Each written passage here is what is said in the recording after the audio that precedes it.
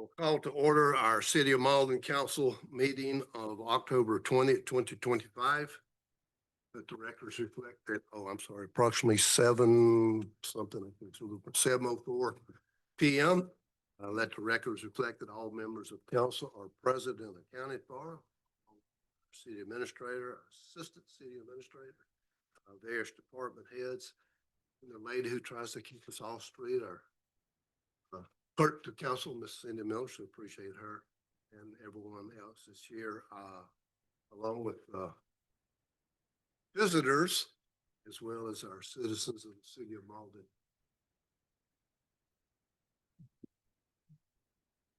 Better. Some people appreciated that. Okay, so again, was it enough, Cindy? You got everything I said? I don't have to repeat it. Good. All right. So welcome you here. Just for the record tonight, for my own clarification, who is here from within the city of Mauldin in the audience? Just show me hands of city of Mauldin residents. Perfect. Okay.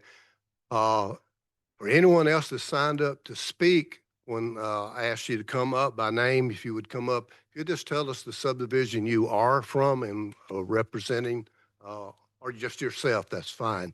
And I'll give you a few more of the rules and everything as we get there. But welcome and thank you for being here and taking the time out to come out, and hopefully we can help you understand what the city government does and in the community that we call City of Mauldin, and we're proud to be here.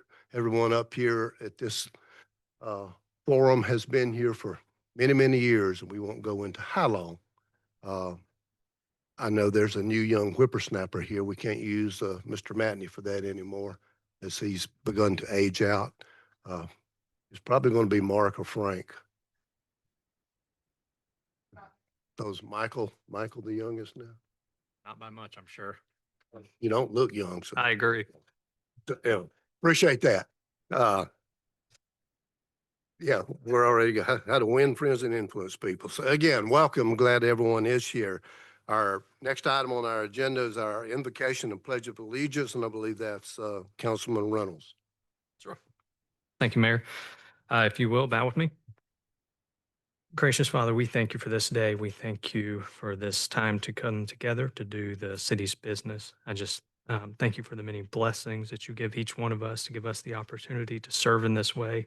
And thank you that we're blessed to be in this country, in this county, in this state, and just what a wonderful blessing it is to be here. I ask that you give us wisdom, that you give us peace, that you give us guidance as we do the work of the city, as we look to serve those around us. I just pray that you'll be with us and give us again guidance. We pray for this country, for our men and women in uniform, that you keep them safe, watch over their families. And I pray specifically for our police and fire as they sacrifice their time and efforts to the service of the city as well. We just pray that you'll be with them and their families especially. Thank you again for the many blessings, and we ask that in your name I pray. Amen. Amen. Stand. I, United States of America, to the republic which stands one nation under God, indivisible, with liberty and justice for all. Thank you, Mr. Reynolds. Thank you, Mayor. I believe I failed to introduce our city attorney, Mr. Hughes. We're so glad that he's up here to keep me straight and keep us on the straight and narrow. So, thank you, sir. Next item on agenda, I believe we have a presentation. Mr. Duncan, are you going to introduce Bart? Who's going to introduce? Yes, sir. We're going to have Mr. Bart Cumberlander come on up. Be sure the mic's on green up there, if you would, Bart. Sir. Thank you, guys. We're going to talk a little bit about litter today for recreation. That's kind of not the norm for recreation, but we got that task upon us, and we done great strides with that. Mayor and council, Mr. Duncan, Mr. Saxon, I just want to say this. You know, you've asked us department heads to lead the ship, It's not always about the person that leads the ship, it's about the people that help you lead it to you. And so I want to thank two guys, two folks, two employees, Willie and Renee. Um, I give them that task. They ran with it. You're going to see a short video here in a second. And it kind of explained itself more than anything. Their heart, I would say, their heart that goes into this city. You know, I say that the litter thing was, why is it on recreation? If you see you see the video, it kind of explains itself because that's who's out there picking the litter up. And so I'm going to play it, and I'm going to introduce Miss Summer. But it's a brief video. Y'all enjoy it.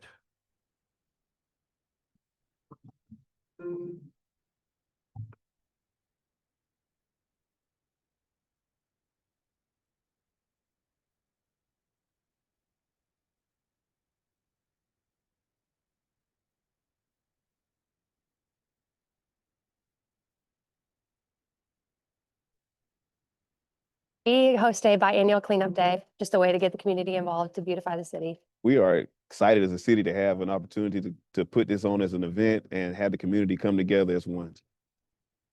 Parking lot onto Butler, and you guys are going down Old Mill. Over 100 people show up on average for both cleanup days, and a lot of the kids and families are repeats from year after year. It shows that people don't mind getting out and actually helping keep the community clean. A lot of kids, mostly kids that volunteer. I think it's good for them to see their hard work pays off because they can see like there was trash and now there isn't trash. So it gives them a commitment to not litter. So if we start with them while they're young, it creates a good personality and character. They get a lot out of it. They see how helpful it is for the community and how important it is to give back.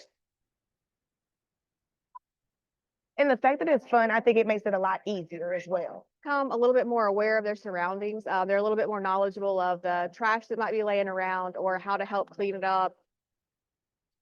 And we also as adults have to do our part as well. So bringing out the kids is great, but also collecting our friends and getting them together. And nobody wants to live in a place that's dirty and filthy. We try to do this to help keep up the aesthetic of everything we have going in Mauldin, and also making it a healthy and cleaner place for the kids to play or people to walk and other aspects.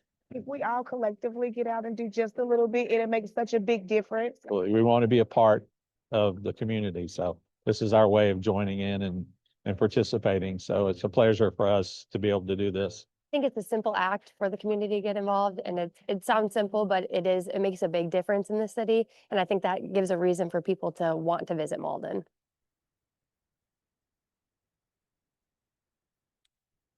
Summer Gagnon is here, and she's going to kind of explain what the city has done so far with the litter campaign to pick up. And she's going to explain the numbers. And if you have any questions for her, please don't hesitate to ask. And thank y'all for listening today. Thank you very much for having me today. My name is Summer Gagnon. I am the Executive Director of Keep Greenville County Beautiful. As we all know, litter is not only unsightly to our community, but it also, when one social norm such as litter is being ignored, it can send a message that other negative behaviors are tolerated. The amount of litter that is seen is often the first indicator that people look at if they decide if a community is safe. So in cleaning up our communities, we're not only making clean communities, but we're also making safe communities. The cost of litter cleanup can become expensive when it accumulates. Citizens rightfully turn to their local government for solutions, such as city council. And these solutions, which are cleanup crews, enforcement, and disposal fees, can add up quickly.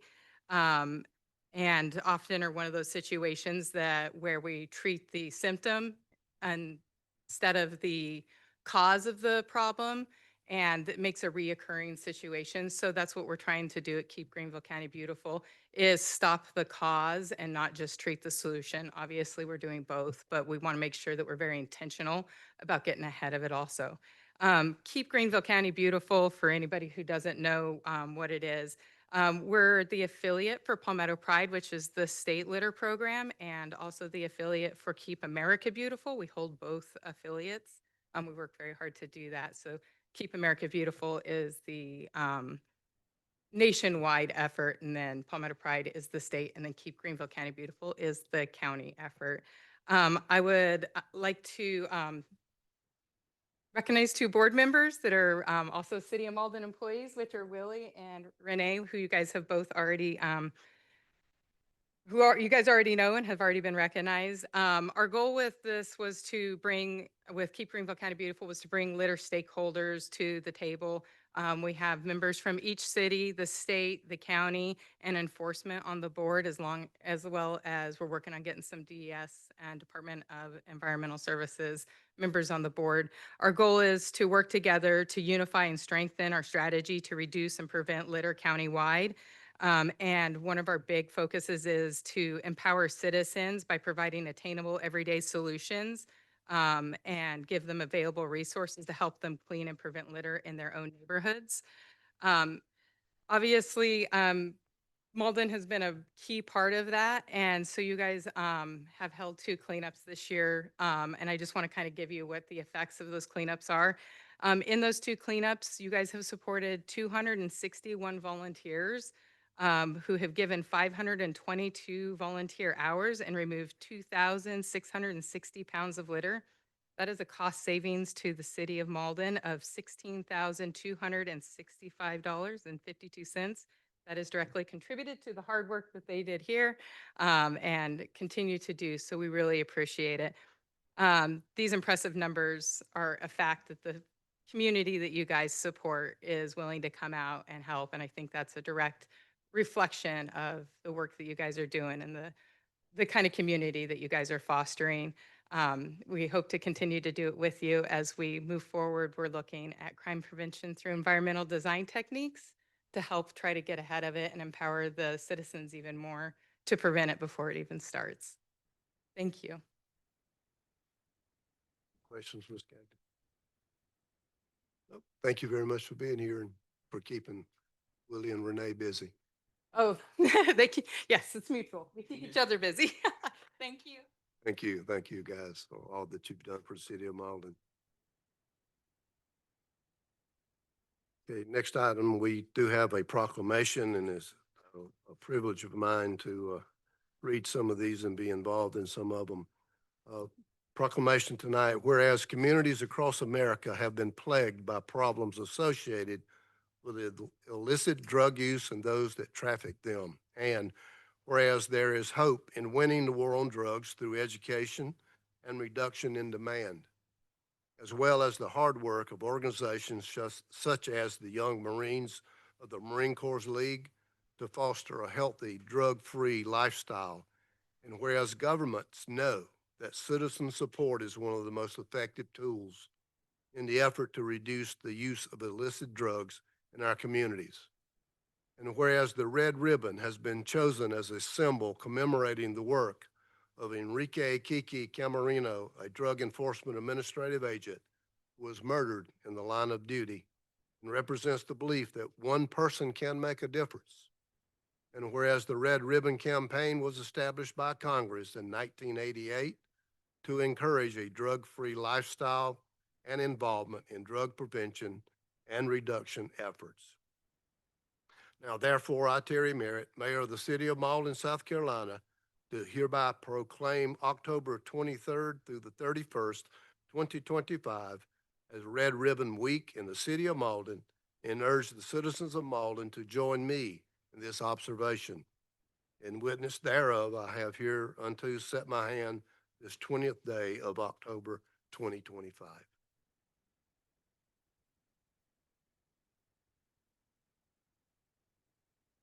Next item on the agenda is our reading and improvement of minutes. Most of you, well, hopefully all of you have had these since Thursday to read over the weekend.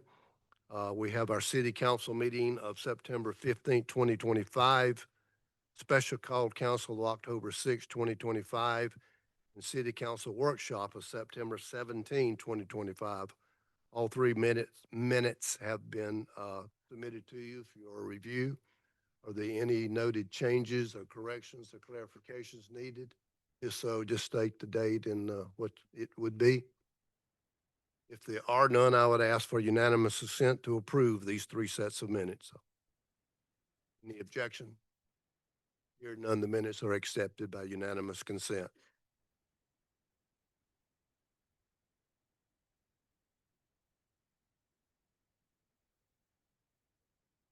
Next item is our public comment for agenda items. I'm going to give you the short version of the instructions of addressing the council meeting. I say we can do the short version because we're a community and we share opinions and sometimes arguments and sometimes thoughts.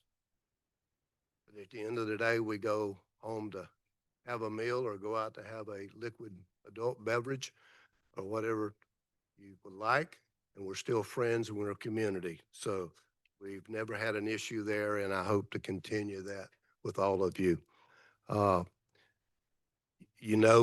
If you want to address the council, fill out the speaker's log, which you have, providing your name, your address, and the agenda item subject matter on which the person wishes to speak. Once we're called to order, which we are, there will be no additions to the speaker log. You can speak on any matter other than personnel matters and matters under litigation. I will state your name, and bear with me, I'm Southern and I can butcher some names real good. So help me out on that. I'll call you in the order that you signed up. We'll limit the presentation. We've got a fairly lengthy agenda, so if you'll help me keep your presentations to 3 minutes or less. If the speaker before you stated something that you agree wholeheartedly with and you're just going to repeat it, just say, I support what the guy before me said, or say ditto or something like that, and we'll move on, kind of thing. We'll keep the meeting moving. It is your chance to be heard by this council. It is not a dialogue. We will not recognize questions posed to us. We should also ask the audience to refrain from abusive and profound remarks, disruptive outbursts, applause, protest, or other conduct that disturbs or interferes with the orderly conduct of the meeting tonight. Personal attacks on council members, city staff, or members of the public are not allowed. It's inappropriate to use a public hearing or the public comment period for the purposes of making political speeches, including threats of political action. Engaging in such conduct and failing to cease with such conduct on the request of the mayor will be grounds for ending the speaker's time at the podium, and any disruptive person could be asked to be removed. And I'll introduce you to one of our finest police officers that would show you the way out. We've never had to do that, and we don't want to do that. We want to hear everybody's opinion and just respect each other. So we hope to continue that trend. With all that being said, everybody understands. Okay.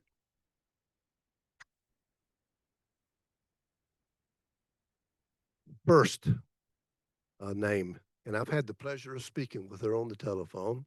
We played tag for a couple of days, but a very nice lady, well-spoken, and I look forward to meeting her tonight, which I did, and I look forward to hearing from her. Miss Darlene Pace, you'll state your name, address, and the subdivision you're in, if you would. Thank you, sir.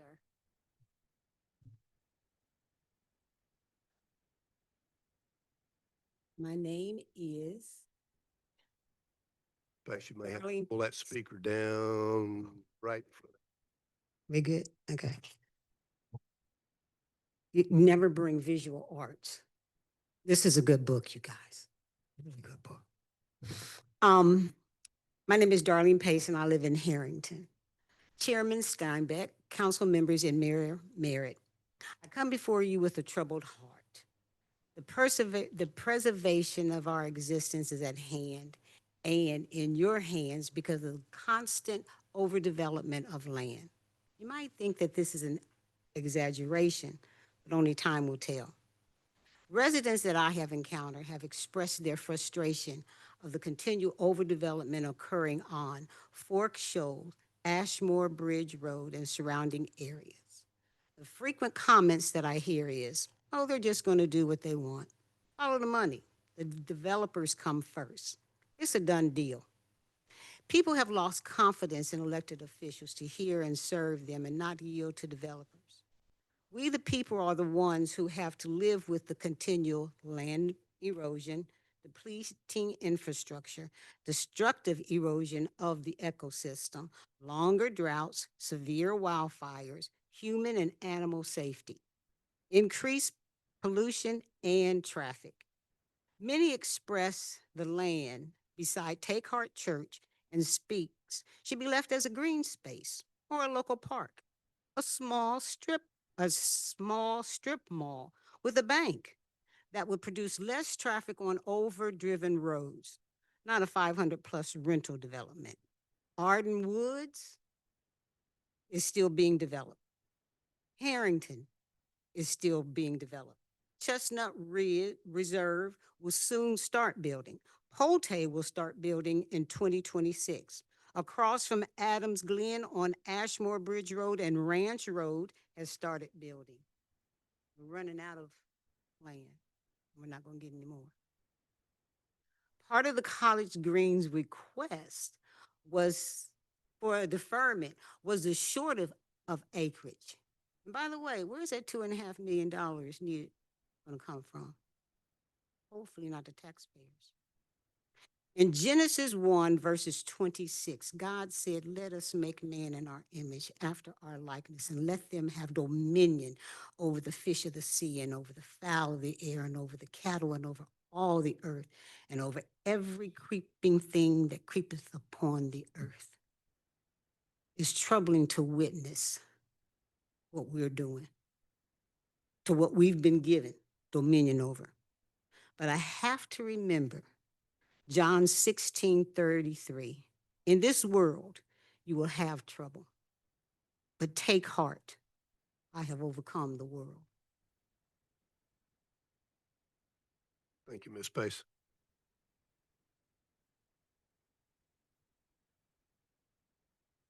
Ted Torino.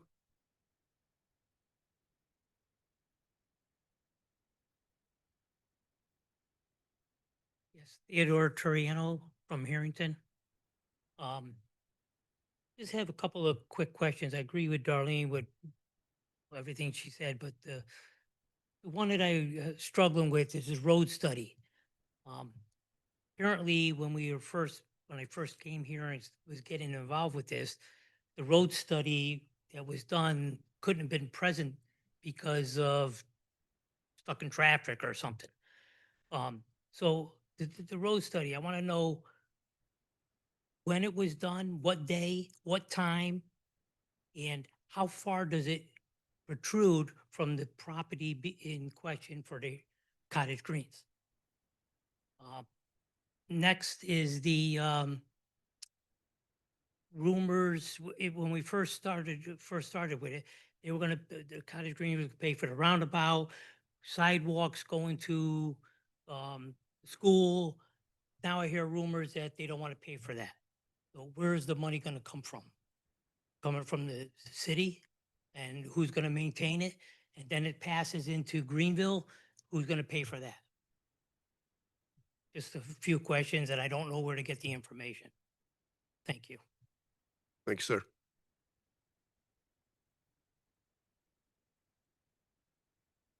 Luke White.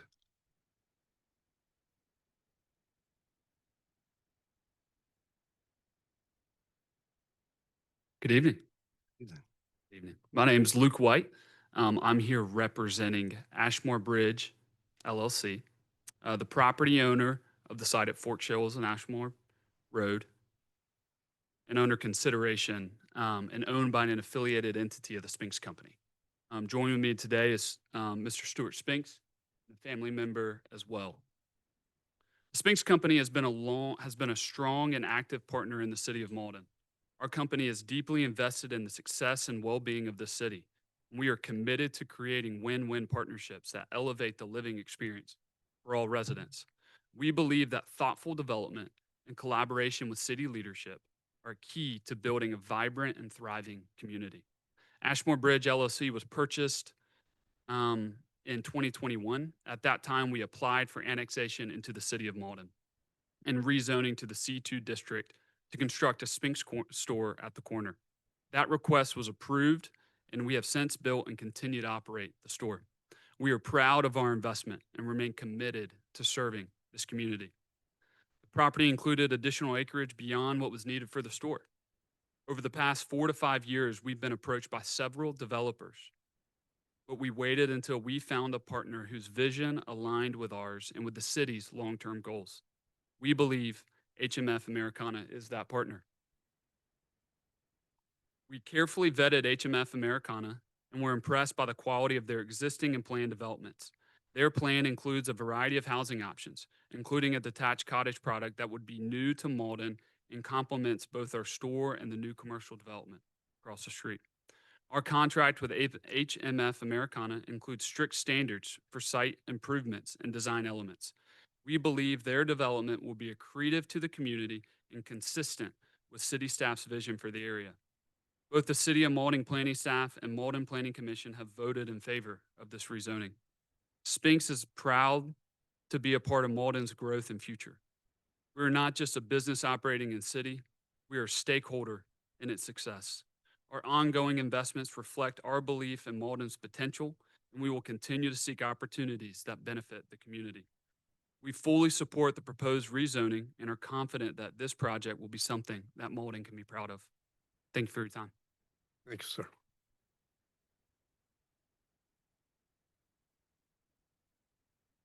Kelly Almonds.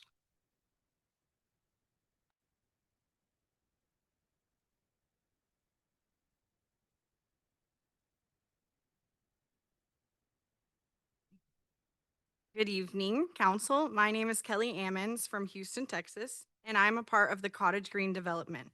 I oversee the leasing team on each project. For the past 5 years, I've worked for the developer, and I've seen firsthand the level of care and attention to detail that goes into every project he builds.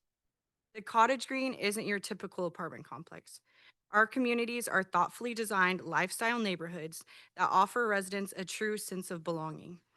In my role with overseeing leasing on all the new developments, I've had the privilege of meeting hundreds of residents who tell us what makes our community special: the warmth, the design, and the sense of belonging.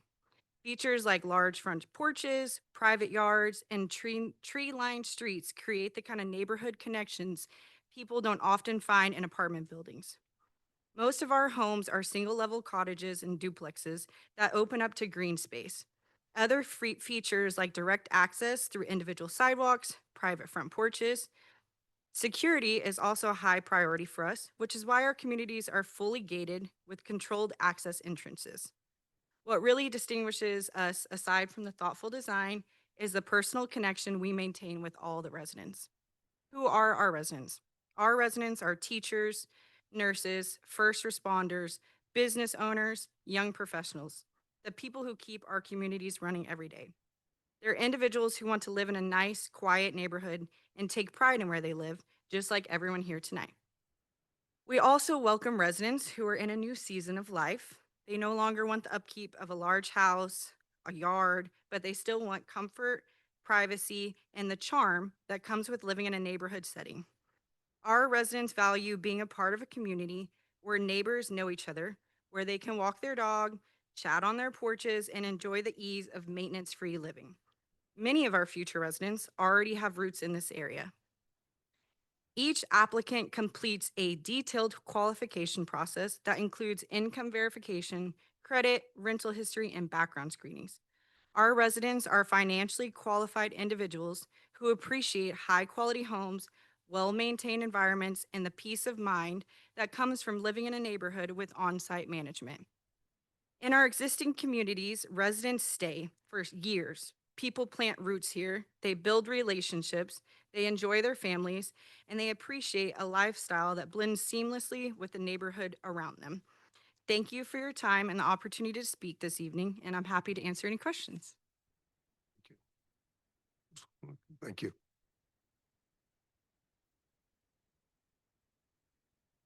Jan Masters.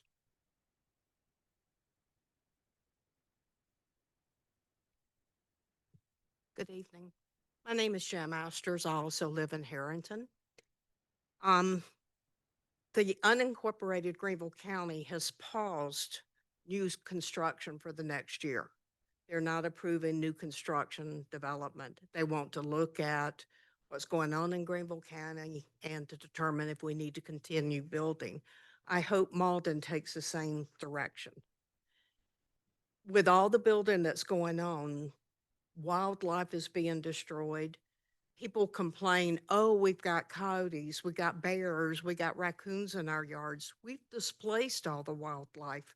We're destroying our ecosystem with all of the overbuilding. People talk about our infrastructure, and Greenville County has not caught up to what we have with people, and that's true. Infrastructure is more than roads. Medical facilities. It took me a year to see a neurologist because there are no doctors around here. And what doctors are here are swamped that they can't take new patients. The schools, where are we going to put all of these children in schools? The roads need to be fixed. We've already talked about that. And that basically is all I've got to say. Okay. Thank you. Thank you, ma'am. Mr. Stewart Spinks. You want to speak?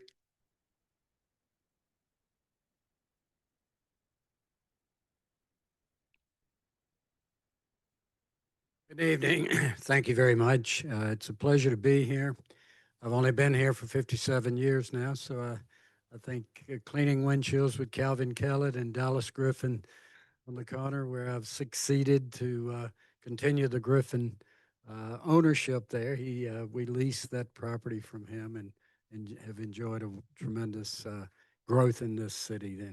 And it's been very important for us to be collegial with all that are developing here. We own significant property around the city, inside of the city limits, and we're proud to be a part of this development and believe that it's very consistent with the neighborhood needs, the city's needs, and quite frankly, I think the approval of this is a very good balance in the neighborhood and in the city of Mauldin. And I have reason with my roots here in the upstate. We've been fortunate enough to expand all over the state now, and we're very proud to be a part of not only the state of South Carolina and the county of Greenville, but also the city of Mauldin. So thank you very much. Appreciate the opportunity to speak. Thank you, Mr. Spinks.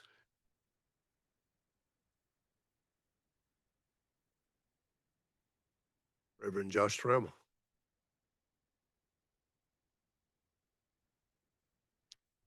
Good evening, Mayor, City Council members, neighbors. My name is Pastor Josh Trammell. I have the honor of serving as lead pastor of Take Heart Church right here in Greenville County and in Mauldin. Take Heart Church has been a part of this community for years. We've grown from a small launch team meeting right here in your Mauldin Cultural Center to a thriving congregation almost 10 years later of over 600 men, women, and children who love this city deeply. We pray for it, we serve it, we invest in it. And we are here tonight in support of the proposed development that includes our property, 7.2 acres, that our church 100% unanimously voted to sell for new residential homes. This decision was not made lightly. I want you to know that. It wasn't about financial gain. God has blessed our church. We don't necessarily need the money. It was about partnering with Mauldin's future to help provide more opportunities for families who want to make this incredible city their home. We all know that Mauldin is growing. People are drawn here because of its safety, its schools, its family-centered spirit, its potential, but growth requires places for people to live. Without new homes, we limit who can participate in the story that Mauldin is continuing to write. And while growth does bring change and challenges like traffic or new development, it also brings vitality, diversity, and economic life. I stand here representing hundreds of families who do live within Mauldin city limits, families who live, work, volunteer, and raise their kids here, and who believe this project moves our city forward. A large portion of these concerns seem to come from residents who have benefited from moving to this area within the past 5 or 6 years. And not long ago, they were given the same opportunity that this project would create, the chance to move to a great community, raise a family, and enjoy all that Mauldin and Greenville County offers. This development simply extends that same opportunity to more families who want to contribute to the life and future of our city. I do want to point out, it's also important that the property in question is currently zoned C2 commercial. Approving this rezoning would actually preserve the neighborhood character and help maintain a more residential, community-based, community-focused environment. Without it, this could become easily a high-traffic commercial outlet, which I think most of us agree may not be the direction we want for this part of Mauldin. This decision also allows Take Heart Church to reinvest directly into Mauldin through a project that we're calling Belong Community Park. This is a space designed for our entire community. Our vision is to build a park where families can play, neighbors can connect, and people can find belonging. It will include a coffee shop, playground, green space, and event areas that serve not just our congregation, but the whole city. This is not about us selling land and moving on. It's about investing back into the heartbeat of Mauldin, creating spaces where communities can thrive. I want to say we love this city. We're not outsiders, we're neighbors, and our heart is to see Mauldin continue to be a place of hope, belonging, and opportunity for every generation. So I respectfully ask that we approve this rezoning, not for the good of one property, but for the good of our entire community. Thank you for your time, your leadership, and your continued investment in this great city. Thank you, sir.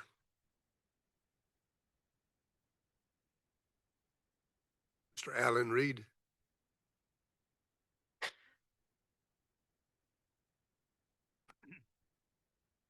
Good evening, Mayor and Council. My name is Alan Reed with Impact Designs. We are the traffic consultant for this project, 220 North Main Street in Greenville. I'm speaking on behalf of the Cottage Green development. We have performed the traffic study, the TIA. We've submitted it to SCDOT. SCDOT has approved our recommendations, concurred with our recommendations, which requires this development to make some significant improvements to the surrounding roadway infrastructure. But there have been some recent revisions to the site plan that are going to require us to go back, revise the TIA, and resubmit. However, we're confident that we can get that done, submit to DOT, and get that approved. And of course, the developer is committed to making all the required improvements by SCDOT. Before I conclude, I did want to mention that we performed a trip generation comparison to compare the Cottage Green development to a commercial development that could be built by right on a C2 zoning. And a commercial development on this parcel, one that we laid out, could produce nearly 4 times the amount of daily traffic and nearly 3 times the amount of peak hour traffic compared to what the developers proposed. So from a traffic perspective, the Cottage Green development represents a less intense use for this land than what could be built under the current zoning. I appreciate your time. I'm available to answer any of your questions. Thank you very much. Thank you, sir.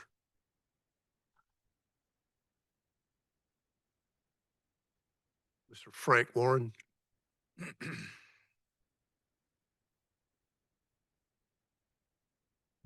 Good evening, Council and Mayor. I'm Frank Warren with HMF Americana, and I live in Charlotte. You guys have seen me and heard from me before, but I am pleased to be back in front of you tonight seeking approval for our mixed-use cottage green development at Fork Shoals and Ashmore Bridge Roads. As I've previously stated, we do our homework and we select sites where we can support the goals and objectives of a community's comprehensive plan. Your comp plan calls for, quote, mixed-use development that provides for neighborhood-scale commercial uses and public schools within walking distance of new residences. Our development would do just that, a mix of commercial and residential, complementing and connecting to established anchors, Publix, Spinks, small shops, restaurants, Take Heart Church, Cashin Elementary School, Arden Woods, and employers in Willimon Business Park. It's why your Planning Commission gave us a unanimous recommendation for approval. As we have explained in our presentations, the Cottage Green would offer a new and exciting housing option for the residents of Mauldin. It is part of what has been called the missing middle. It is not traditional apartments. It is not single-family houses or townhouses. Instead, it combines the best attributes of all of them. Single-level detached cottages and duplexes built around a series of greens, small 2-story buildings framing our entrances. Our communities are beautiful, and the market response has exceeded our expectations. I've been asked, well, who would live here? As Kelly pointed out, our residents represent a very broad demographic, ranging in age from their 20s to their 80s. I was reading the other day that by 2030, 1 in 5 persons in the United States will be over age 65, possibly including myself. And many of us will be looking for new housing options that haven't existed. And we firmly believe and know that the cottage green is one of the solutions for that senior market. We've also been asked, well, how can the city of Mauldin be assured that we will develop what is laid out in our plan? The best indication of intent is what we've successfully built in other locations. I've shown you many images of our completed communities, and you will get nothing less here. Separate from city approval, as the folks at Spinks and the church have said, our performance will also be guaranteed by the contractual obligations, covenants, and restrictions for both of those contracts.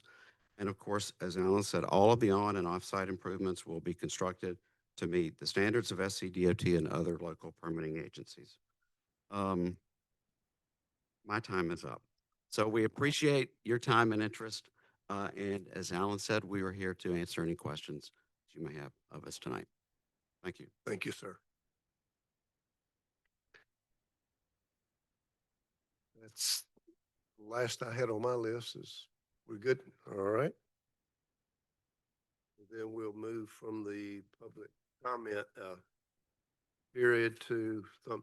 I do want to, if Kelly will stay, I need that description you had of later in life people. I want those 2 words again because I identify with that. So I hadn't heard it stated that way, but I liked the way you did that. All right. Report from our city administrator, Mr. Duncan. Thank you, Mr. Mayor. Good evening, Mayor and Council. Just a few items tonight, front and back, so bear with me. The Mauldin Cultural Center will host Business and Boo next Friday from 5 p.m. to 7 p.m. at the Mauldin Cultural Center.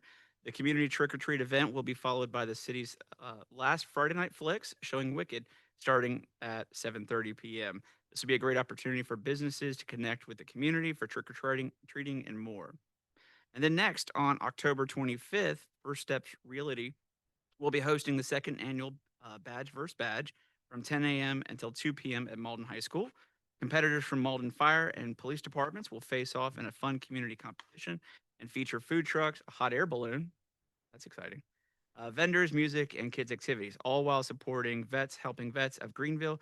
Come join the fun. And last year, the fire department won. So I think the police department's going to try to come back and get them. All right. Anyway, so okay.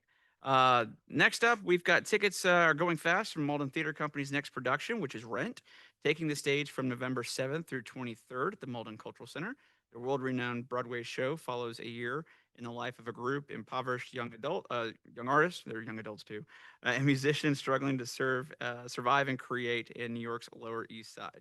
Rent deals with mature themes and is recommended for ages 13 plus. For ticket information, please visit mauldinculturalcenter.org. And then on November 11th, join the city of Mauldin along with Mauldin First Baptist Church and Mauldin Christian Academy as they partner to host a series of programs and activities to say thank you to our veterans.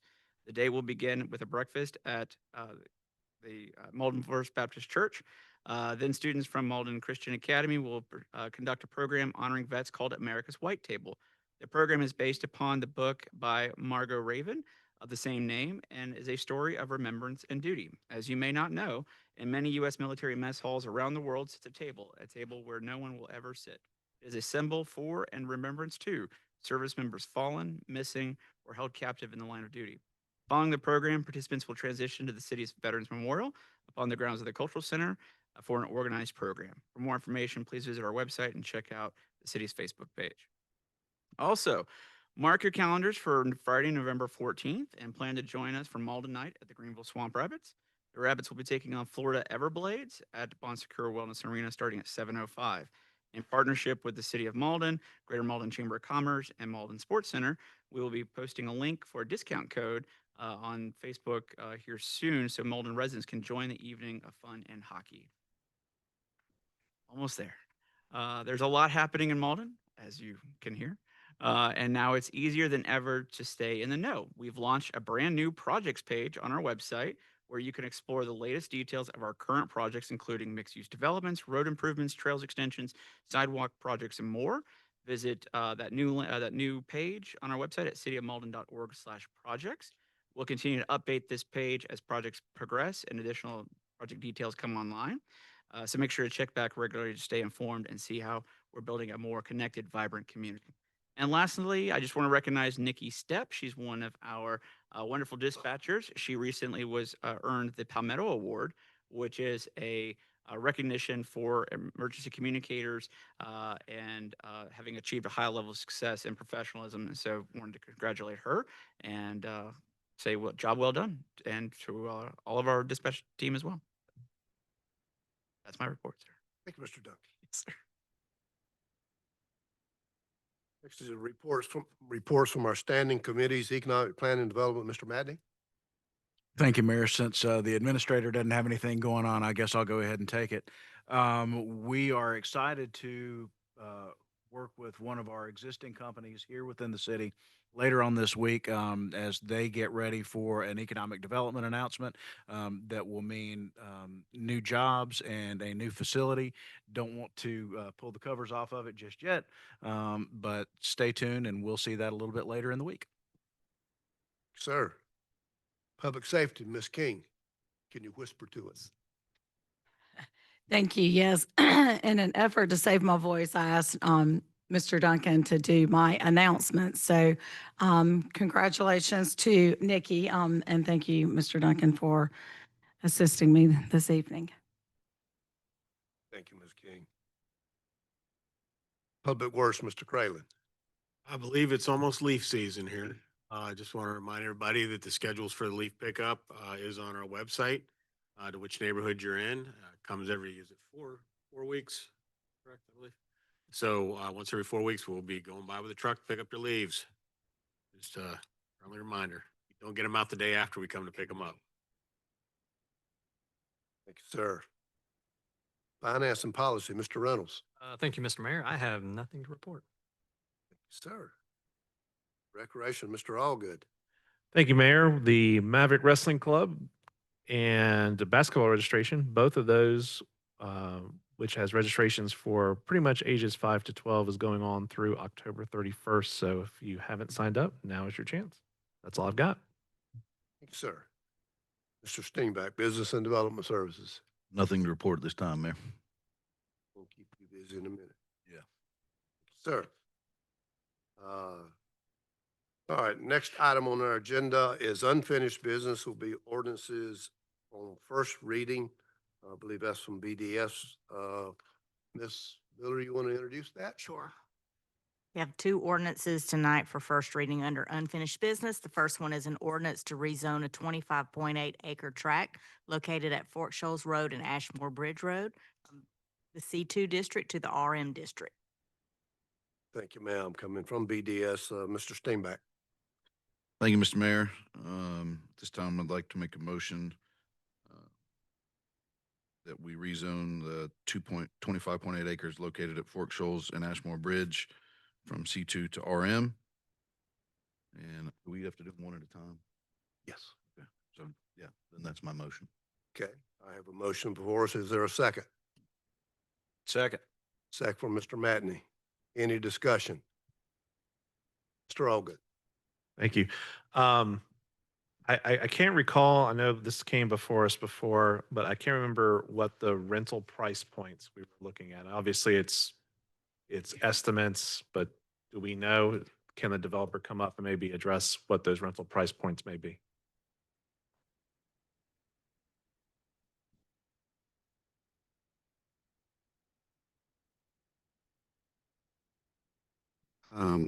Yes, sir. I can. Kelly may help me. We are projecting that our rents will average $1,800 a month. They will range from $1,300 to $2,300 a month. Thank you. The other question that I have is, I know there was talk about the traffic circle. I think there was also some mentions of some sidewalk improvements. When we tabled this and we kept it, held it to tonight's meeting, I think one of the concerns was the cost of that traffic circle and those improvements, and then making sure that I believe that you guys were going to be ones who fund that. So just wanted to get clarification if that is still the case, or if there's additional things that need to be worked out. So it's the latter. So we, as Alan said, they are working on a study now that we don't have direct access onto Ashmore Bridge Road from the project. That access would be through the Spinks Road. So they are literally working on the study now. Whatever comes of that, we would make those improvements as planned. So we've sort of got parallel studies going on. Since that last meeting, we have been able to contact the property owner with the land. We would need to buy about 1/4 of an acre of their land to do the roundabout. So we have gotten their approval for that if we decide to pursue that. At the end of the day, it's going to be up to SCDOT, really, and what, whichever option we go with, whatever those mandated improvements are, is what we'll do. So, yeah. So just to clarify, the understanding that it's ultimately up to SCDOT to approve what will be built there, the intention to fund it still lies with you. That is correct. Thank you. Yes. Matt, Thank you, Mayor. Quick question from Mr. Deerhog. Will we have that approval from DOT prior to second reading, or would we possibly need to hold second reading next month? No, we generally do not have that and don't ever get that before we finish a rezoning. Rezoning always is out far ahead of actual going through site plan reviews and approvals. So that usually doesn't come till later. Okay. I will say, I don't think that there's any secret here that the developer and I had a rocky start when this first was presented. I felt or a lack of ease at the project, but I will commend the developer for listening to this council and doing what we've asked, working with DOT so far and doing what they've asked, and working with Take Heart Church, and obviously with the Spinks family, to create something that would be new to that area. So I appreciate the work that has been put into that. And I didn't think that it would be fair to go on tonight with the way we started to have it end the same way, and have that contention there. So I just wanted to say thank you for the work that you put into it. Mr. Matney, anyone else? Mr. Steenbeck. Thank you, Mr. Mayor. Bear with me. I'll be a little more chatty than usual, I think, tonight. A couple clarifying questions first. Maybe Mr. Deerhog, there was some mention about money that's missing or needs to be added. Is there any plan, or will there be any city municipal money being used for this project?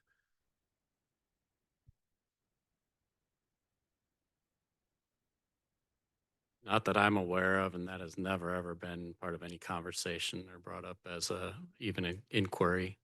Okay, thank you. While you're there, Wasn't sure if I could wander off or not. nice try. I would have tried to. How old?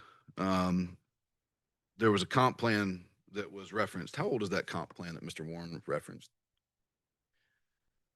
The comp plan that was referenced was reviewed and updated, about 6 years ago, roughly.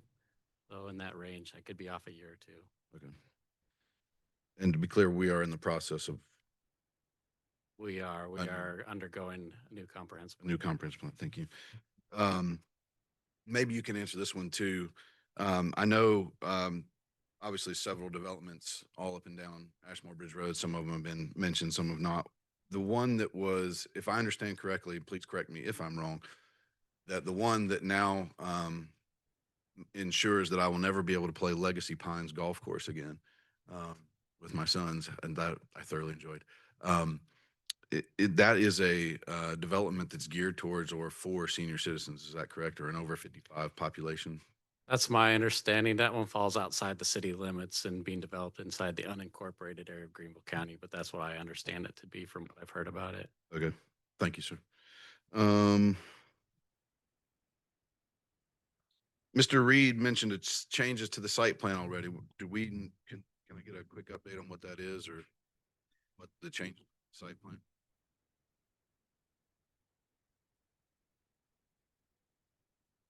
Sure. So the changes that we're addressing now are mostly related to the roundabout or no roundabout paths.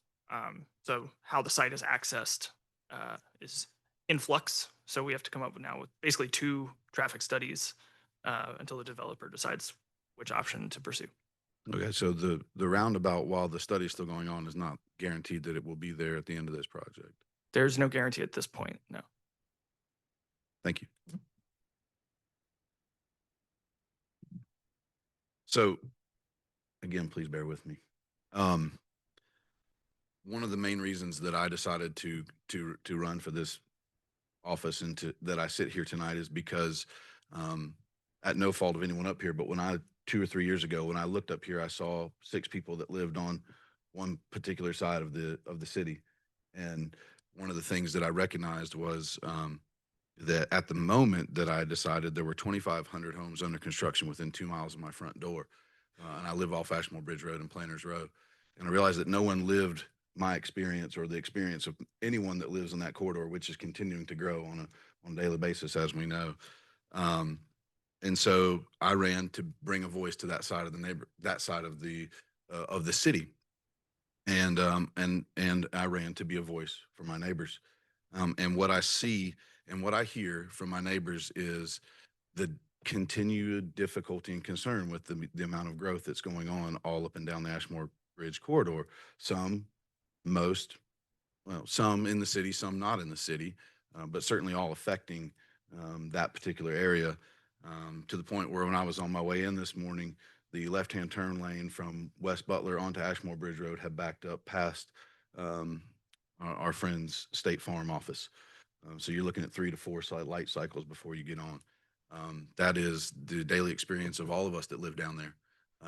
And certainly no fault necessarily of this developer specifically, but it certainly is an experience that we live every single day. I also think this project is not without merit, but again, as I asked questions and pointed out, we don't have an overall direction. The thoughtful development, long-term goals, staff vision, all these terms were used, and our comp plan was referenced, which quite frankly in 6 years is out of date. We are working on what our new long-term goals are. We need to redefine what those are in light of the fact that we are growing at a rapid pace. And for me, the thought of going through this, rezoning this, and doing this at this point seems to be the cart before the horse. I'm just one person on this council, but I want to make clear that, as my experience of living on that particular part of town and knowing what I know about the daily lives of those that live over there, I don't think at this point, at this time, this actually is thoughtful development and meets the long-term goals, at least those of us that live on that side of town. Thank you, Mr. Mayor. Thank you, Mr. Steenbeck. What else? Yeah, Mr. Reynolds. Thank you, Mr. Mayor. I think one of the speakers mentioned that change can be frustrating, but it also gives a lot of opportunity. So one of the things that strikes me is exactly that, is we have such a unique community. We have volunteers who show up 100+ strong to clean up trash. It's a unique community. And I want to say it's our fault that it's popular, but it's a reality. And so the city's going to grow. It's going to grow whether we want it to or not. The mayor references it all the time that it's not the one stoplight anymore. It's not what it was when he moved in 80, 90, whatever years ago it was. Got him back. But Mark, I'm I'm very sensitive to your point of view because I lived on that side of town as well. And I know that it was challenging 6 years ago, and I know it's gotten worse. However, what I also look at is the uniqueness of this community. I look at a developer um, and a property holder putting contingencies within their property, recognizing that growth is an issue, but how do we still grow and meet community demands? So I actually applaud Mr. Spinks for having covenants and having within his agreement, hey, this needs to meet a certain criteria that's good for the community. I think this is a really unique development. I'm excited for what it could be for the city if it passes. Um, and I think the one thing that strikes me as we talk about traffic studies and circles and all of this, it's not this one particular developer's problem. It just happens to be the last one holding back. So I don't have the giant issue with looking at a community concern and putting it on one developer. I do think that's where citizens, community should come together and look and say, okay, this is a big problem. It's a circle or whatever the traffic issue is. And that's our role as a council to lead in that. And sometimes that means funding things that started 10 and 15 years ago. So um, all that said, I think it's a unique opportunity. I was excited from the get-go, and it's something that I would absolutely support moving forward. That's all I have, Mr. Mayor. Thank you. Mr. Reynolds, go ahead before I do my dissertation. Okay. Could Alan come back up?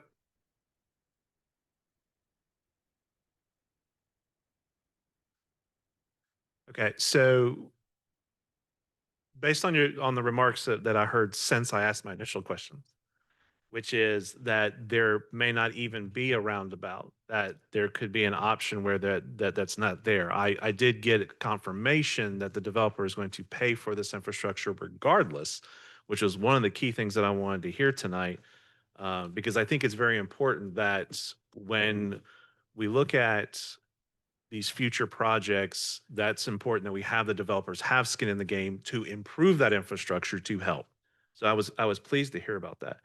My question back to you is the idea of no roundabout. Is that the SCDOT coming back and giving you two options and you choose one, or is it they may come back and say, well, based on the traffic study, a roundabout is no longer proper? Sure. The traffic study that analyzed the roundabout showed the roundabout working well, operating well at low levels of delay.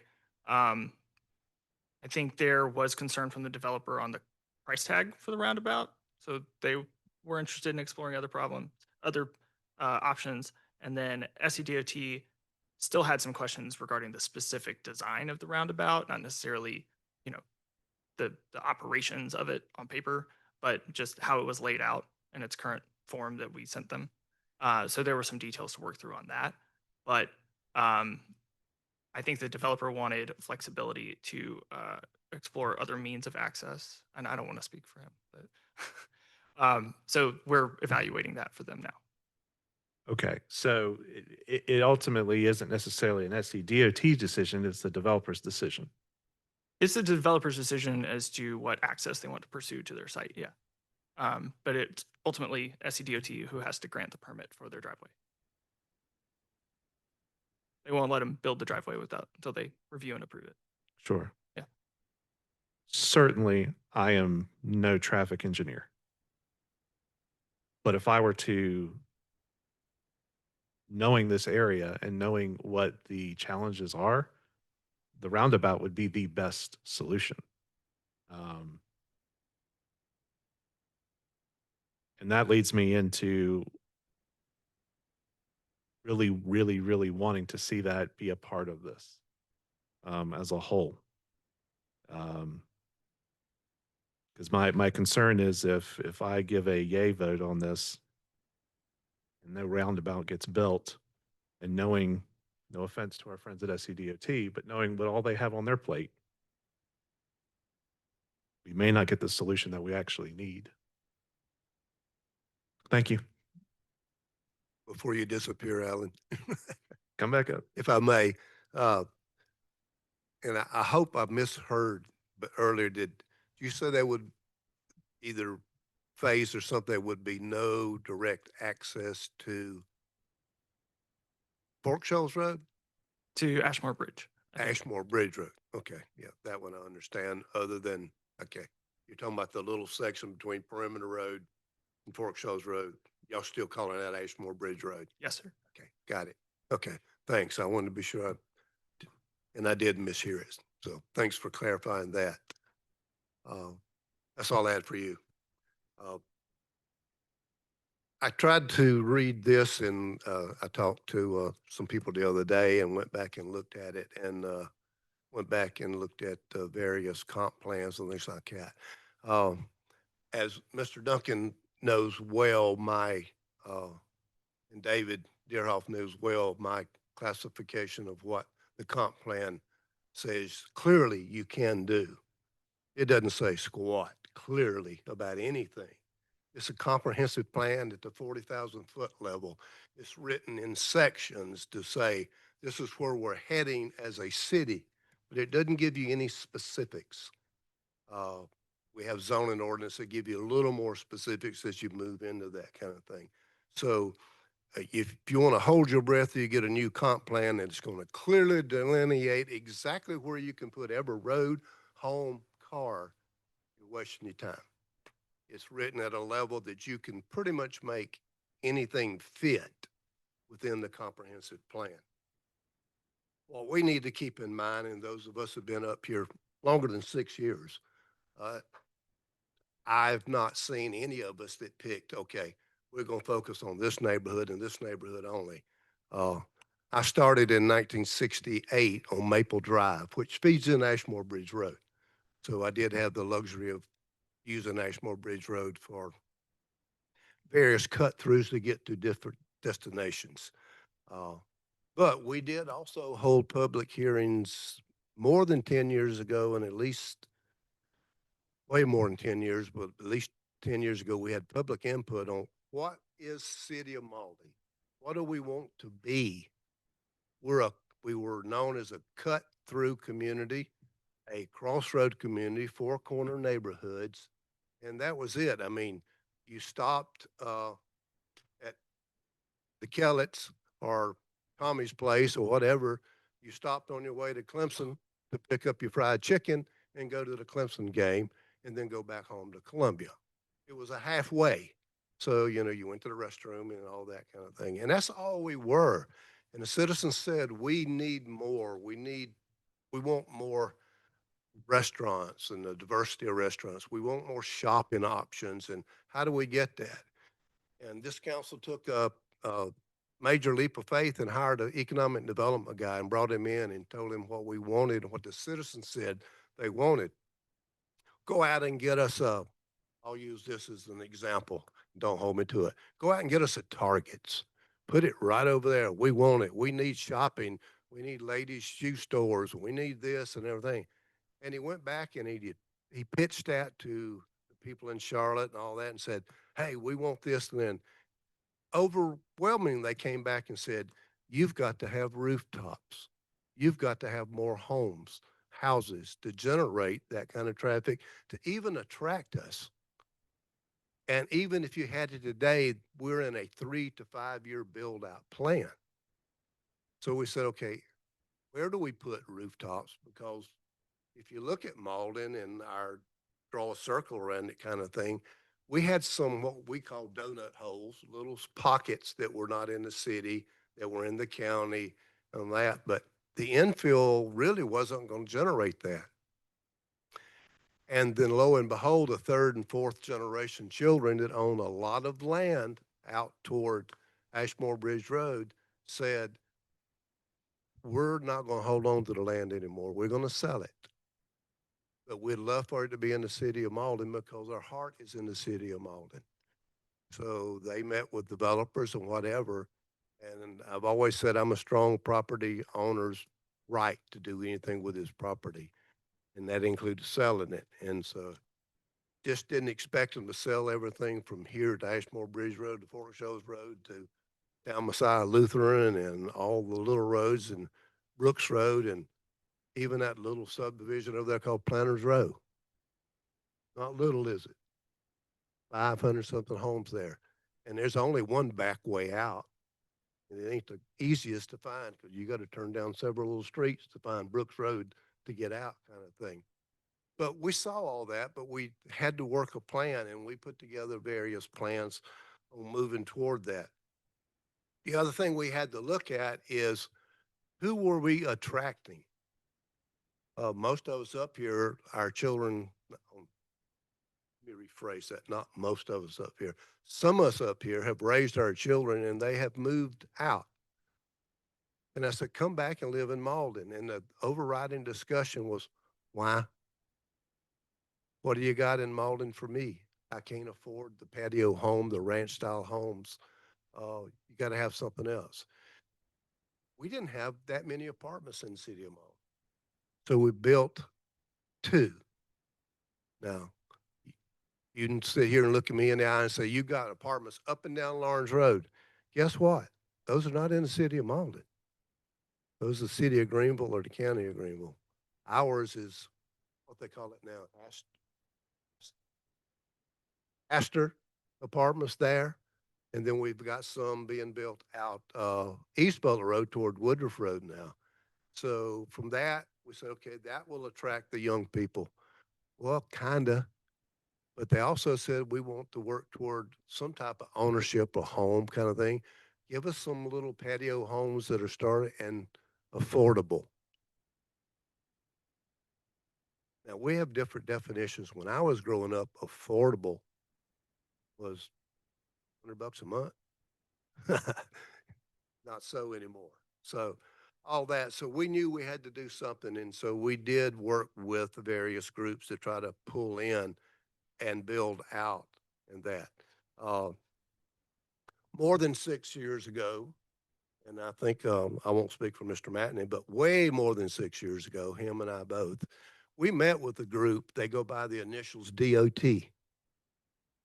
And one of the things I talked to them about was Ashmore Bridge Road. We saw what was going to happen out there. And this was way back in, I'll say 2015. We started a discussion about Ashmore Bridge Road. I met with county councilman. I'm not going to mention his name, but I said, I need to get Ashmore Bridge Road on the list, but we need to look at it. And he said, I'll tell you what, if you go get some other people to support you and you get enough votes, we'll put it on the project list. And in 14 years, we'll start talking about it. 14 years from the day I get it on the list, we're going to talk about it. Any of you heard anything about building a better Butler? Been on the list since 2014, 2012. 2026, they may let the project for construction. $7 million project. It's now $30 million for 1.7 miles. Now, I'm not a genius either, but if I go down Ashmore Bridge Road and I look at all the homes that are built on Ashmore Bridge Road, every one of them will sit in a right-of-way that has to be acquired to do anything on Ashmore Bridge Road. Same thing whether it's Fork Shoals Road. We had discussions with our sister cities in Simpsonville and, well, basically Simpsonville, and said, hey, if you're going to go out Georgia Road and get to Fork Shoals Road, what are you going to do? And they said, well, will you join us in talking with DOT? I said, sure. And we're still talking. I spent last Wednesday talking with DOT and reminding of the city of Mauldin is not 1,200 people. And it's not one Spink store. We got what, 3 now? 4, city of Mauldin. And we're, instead of 1,200 people, we're at 27, 8, 9, 29,000 people, projected to be 35,000 people.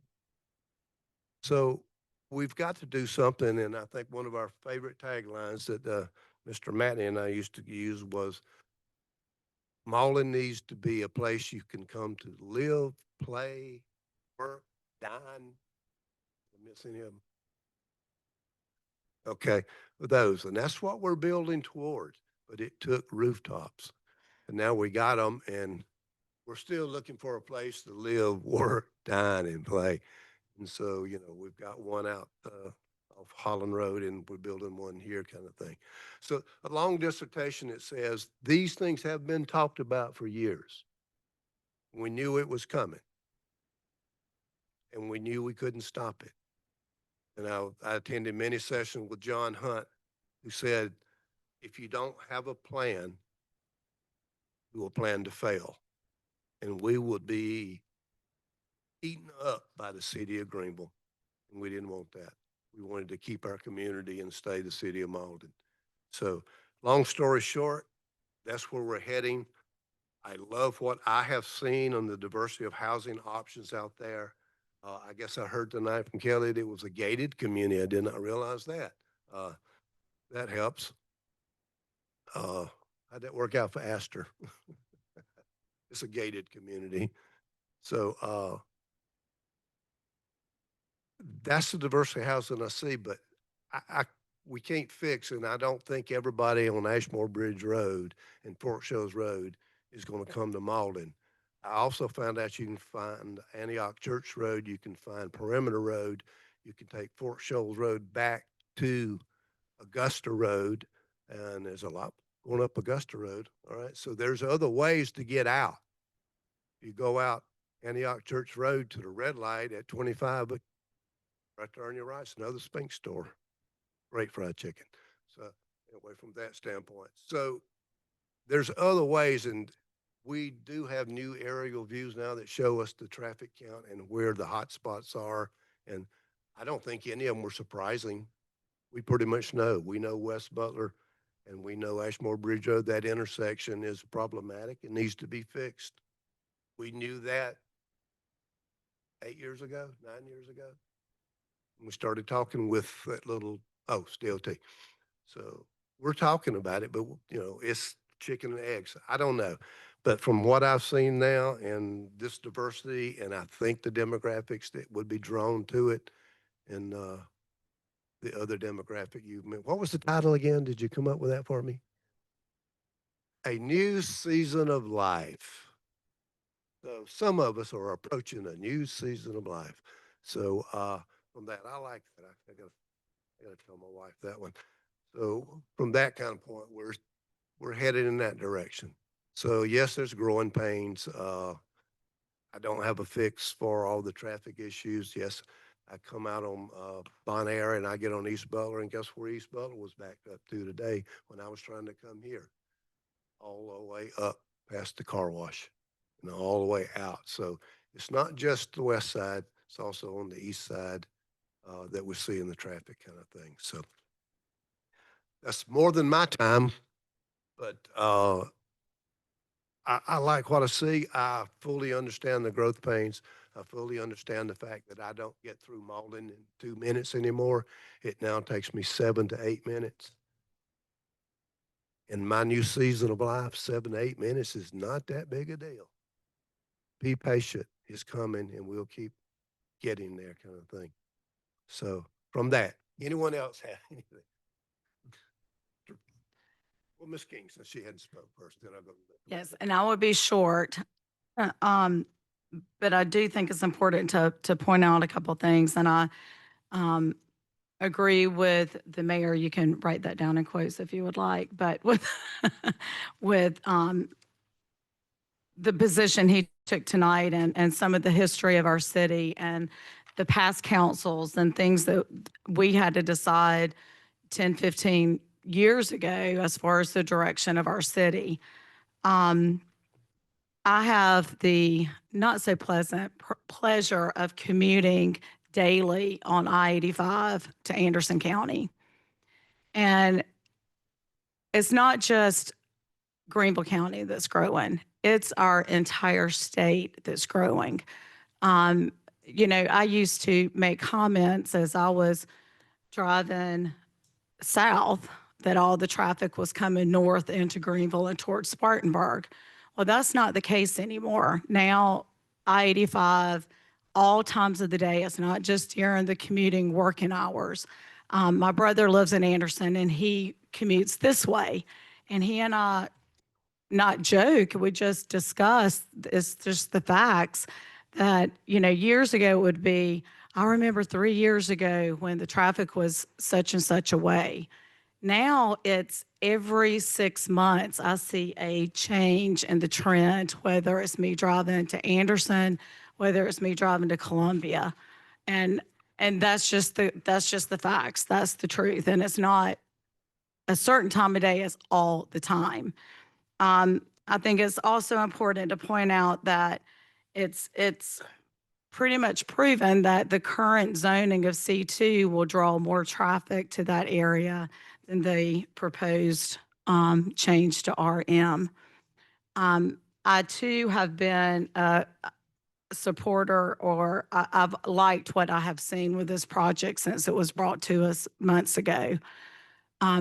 As I recall, back in probably 2017, 2018, we had a project that came through for rezoning.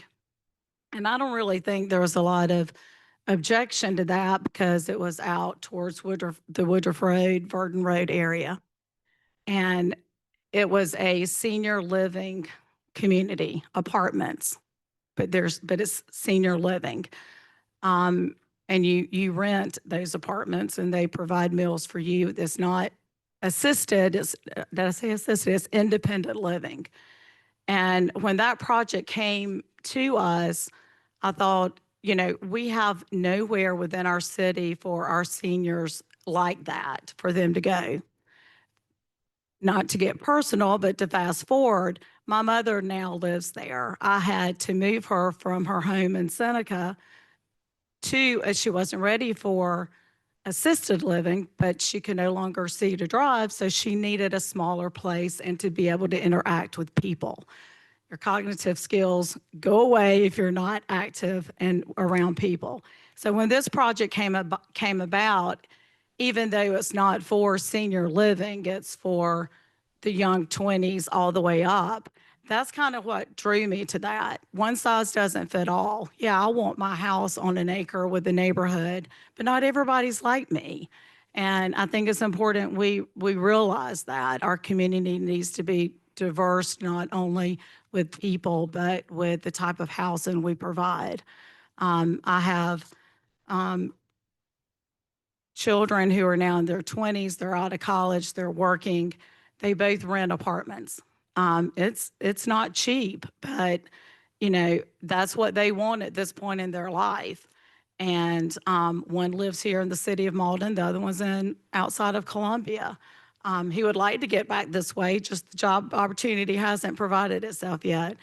So again, I've talked longer than I wanted to, but I just wanted to put those little nuggets out there for folks to think about, that what I like is not what is feasible for everyone. And the land is going to sell. It's the right of that property owner to sell that property. Something's going to be developed, and sometimes we have to look at the lesser of two evils. And I just really think that this is a great project. We can't control the traffic, but if a strip shopping center goes there, I guarantee you there will be more traffic than a housing development. My neighborhood is right off Main Street, a little under 275 homes. I hardly ever have a car in front of me as I leave my neighborhood to go to work every day, because everybody leaves at a different time. The apartments that the mayor was referencing that are not in the city of Mauldin, they're on Lawrence Road in the city of Greenville. When those went up, our residents had to fit about what the traffic was going to be like. Well, we couldn't control it because it was in the city of Greenville. But that's not what causes me trouble with my commute down Lawrence Road, trying to get to I-85 to go to work. It's the cut-through traffic coming through our city to get to and from. Those are the folks that we want to attract to stay in our community and be a part of us. So having said that, I applaud the developer for listening to council, for working with our staff and tried to make the little tweaks necessary to hopefully make this project work. Thank you. Thank you, Mayor. Just a couple more questions and then I'll hush. Mr. Administrator, we've talked a lot about traffic tonight. Do you have the traffic estimates for what it would look like if that land is kept at C2 versus moving it to RM? So I don't have the developer's report in front of me, but one thing that we tend to look at, so we have two different resources and tools at the city that we use in kind of validating different TIAs that we receive. But generally speaking, at least according to Front Desk Architects, which says that single family residential generates typically 7 to 10 trips per day or per dwelling unit. Multifamily residential generates 4 to 6 trips per unit. And then commercial typically generates between 8 and 12 trips per 1,000 square feet. And I believe in Mr. Deerhog's report, he also noted that at full completion, that the development would likely generate about 210 trips per day as compared to with about 3. And I believe one of the developers reps said up to 4 times that that peak trip hours could be generated if it was developed as it currently is zoned, which is C2, with more than 150,000 square foot shopping center being developed there. So in essence, this is a lower use for the property. And we see that, yes, we've seen an increase in general traffic counts in that area. However, as I believe the mayor pointed out, we do see people change their driving habits. And as Ms. King pointed out, people leave at different times. So it's not always the same experience for everyone, but this would be a down zone use for the property from a traffic standpoint. But it could also alleviate as C2 other trips that are being generated throughout the region, but I just don't have any additional, I can't pinpoint that precisely today. Thank you. Mr. Deerhog, in terms of traffic flow, the way you've seen it, do you think that having a roundabout there would be the best use for traffic control? So where we've been talking about a roundabout, or where it's been proposed a roundabout, is at that intersection, I believe, of Perimeter and Ashmore where they meet. That's correct. That's right where 3M is. My take on it when I've looked at it is I've thought this will be great to actually clean up this intersection because it's got some really bad angles of intersection going on there. I don't have nearly the insight as the traffic engineer here tonight to kind of speak operationally how well or how much that's needed there, but just from a safety perspective on how that intersection is designed right now, I think a roundabout would be a great improvement there for making it a safer intersection. Okay, well then if we could, let's get that expert opinion. Not to put you on the spot.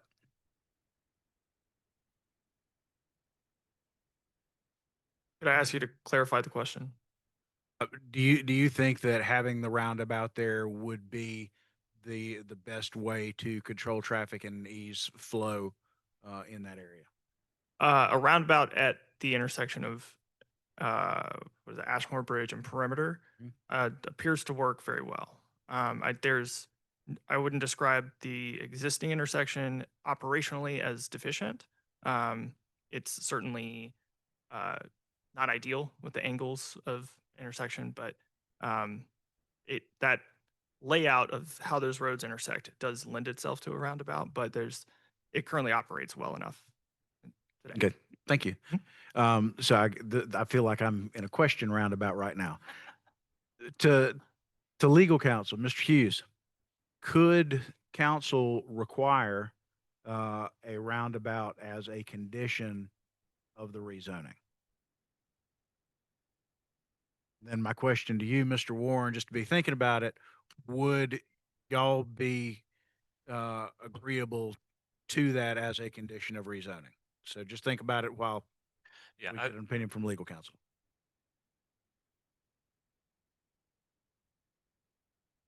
Also remembering that this is first reading, so we've got time to amend on second.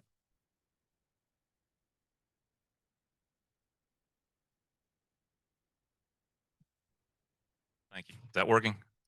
All right. So yeah, I believe you can, to answer your question.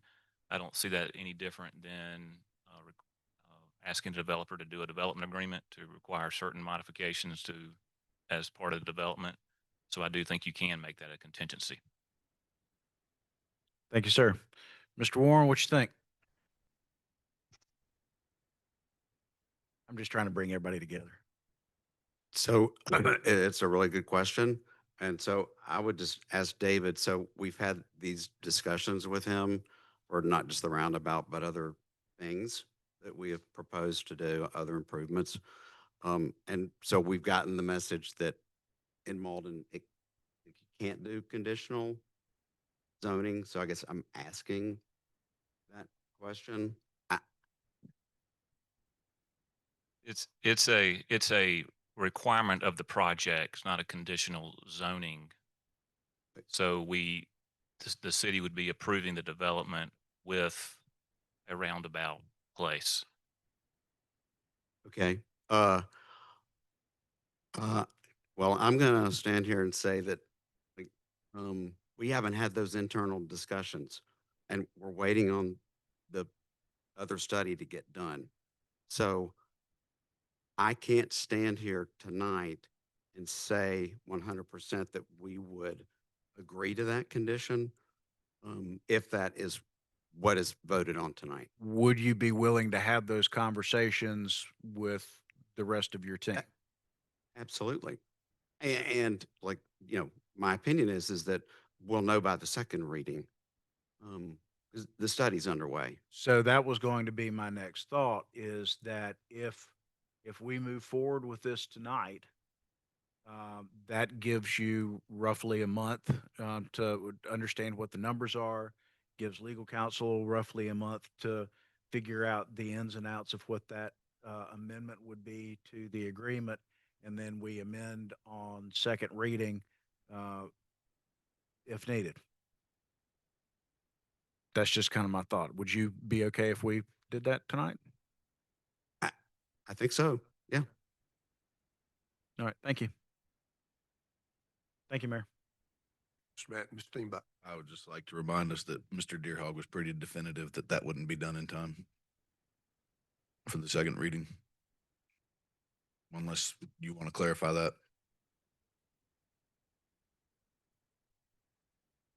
I was thinking more was about more them talking with their team and seeing if they would be agreeable. Yeah, I was referring to SCDOT's approval and all that, unless you have different insight into that. Okay.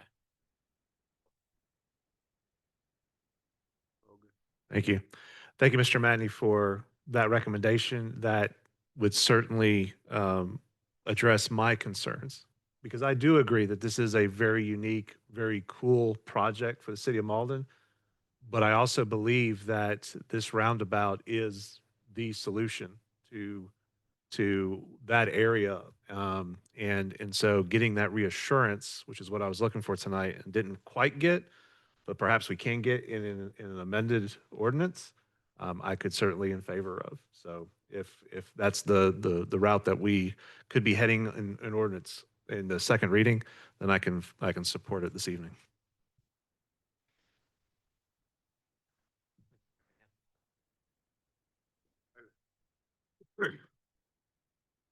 So I feel like I'm a little bit of roller coaster on this project.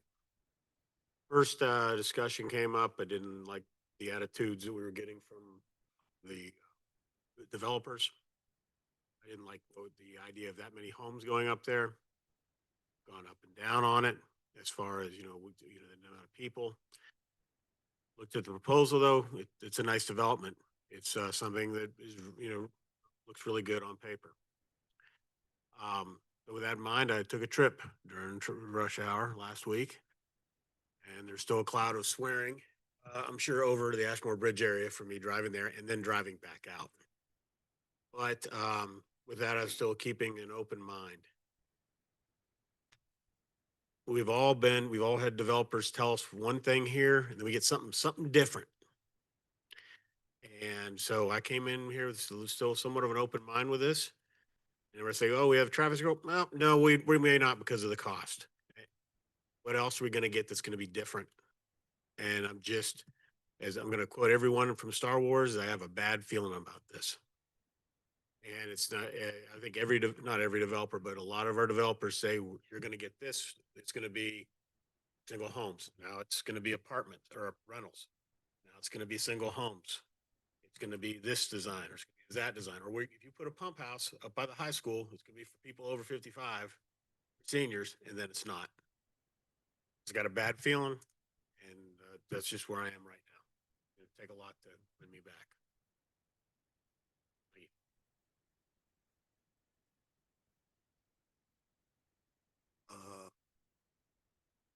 Frank, there's, it might be Kelly, the one,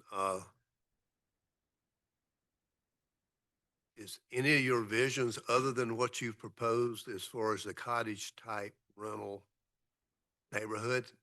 You tell me there's something else that you. So that's a really good question. So I was wanting to point that out. So the concept of what we are proposing to do has not changed. Yeah. So it's in terms of the number of units, the placement of them on the site.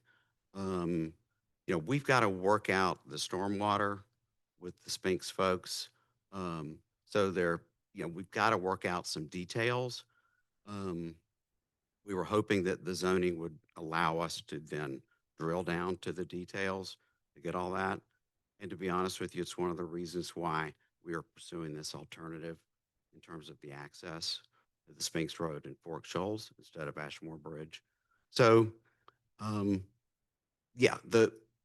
commercial parcel along Fork Shoals, the cottage green, number of units, the traditional multifamily, it's all there and it has not changed.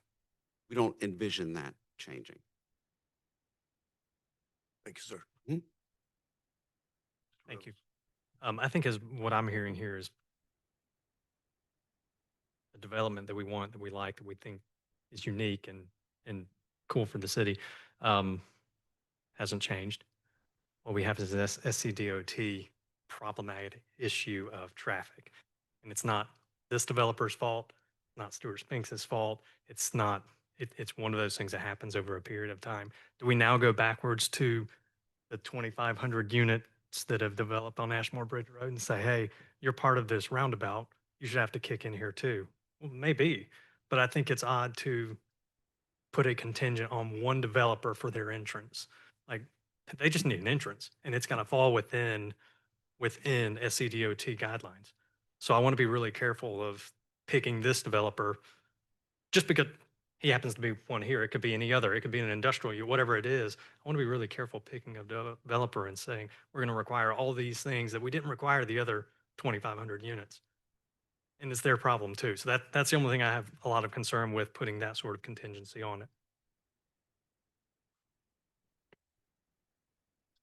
I'd like to point out that the original plan and the traffic circle was their idea, not ours.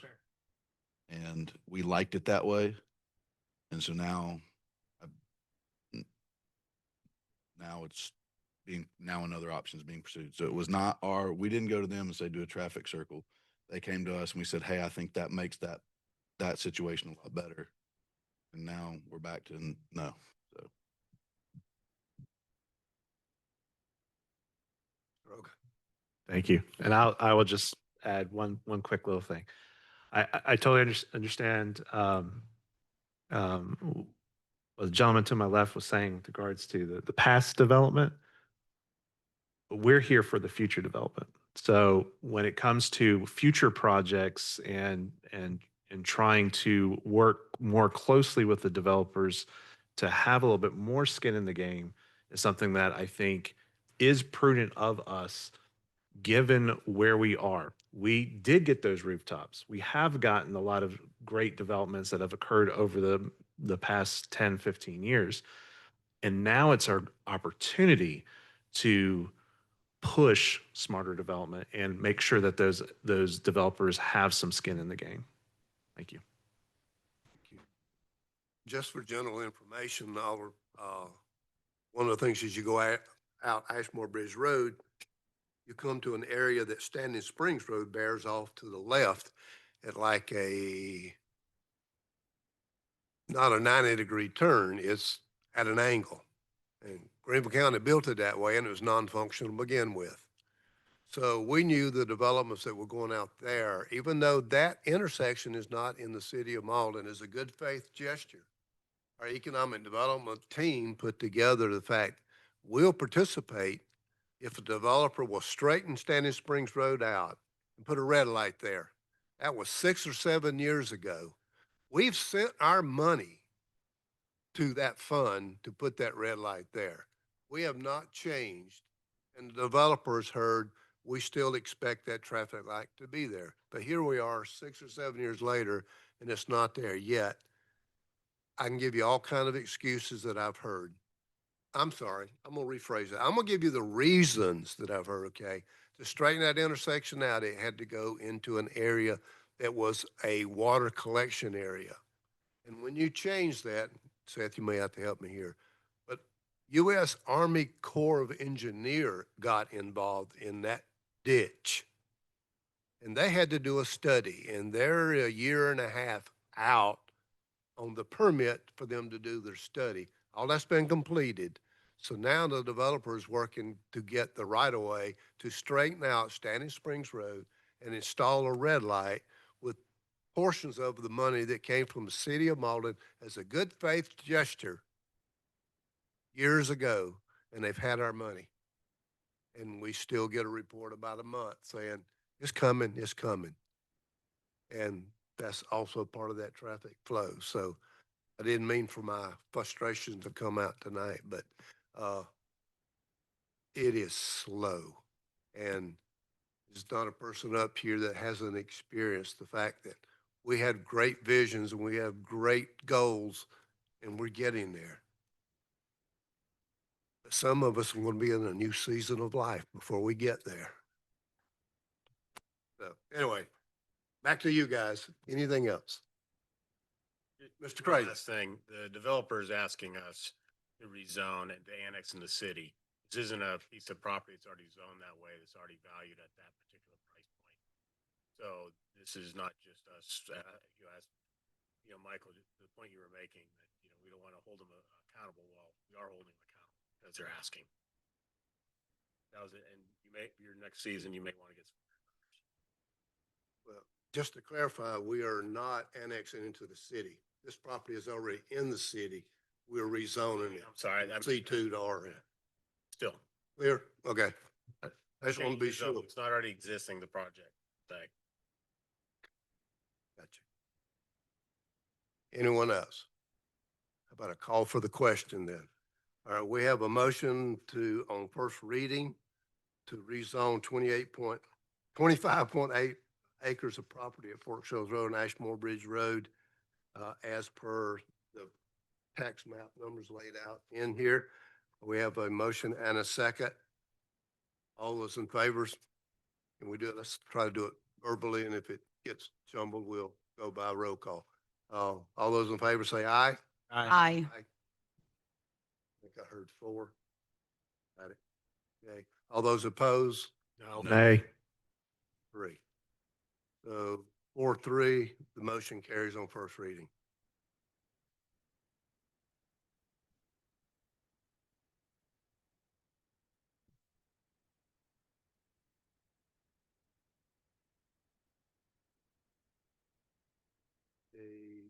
Did you get dissenting votes? I got them. Got it, right?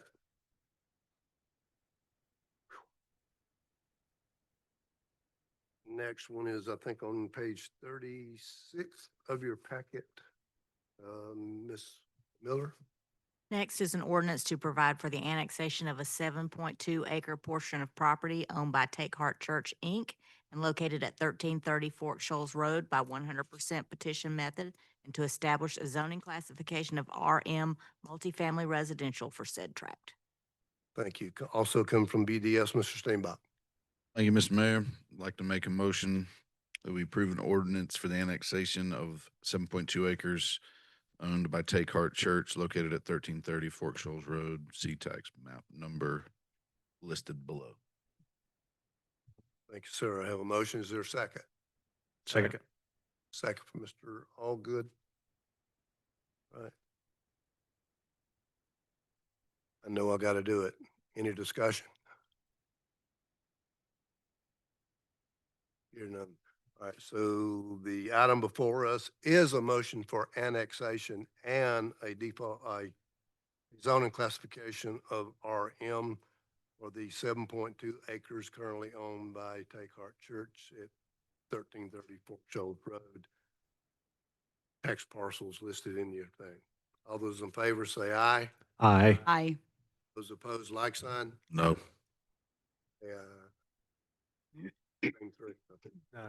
Do it. Mayor, I voted yay for this one. Yay on that one. Okay, so it's 5-2. Dissent, Cradling and Mr. Steenbeck. Got that? All right.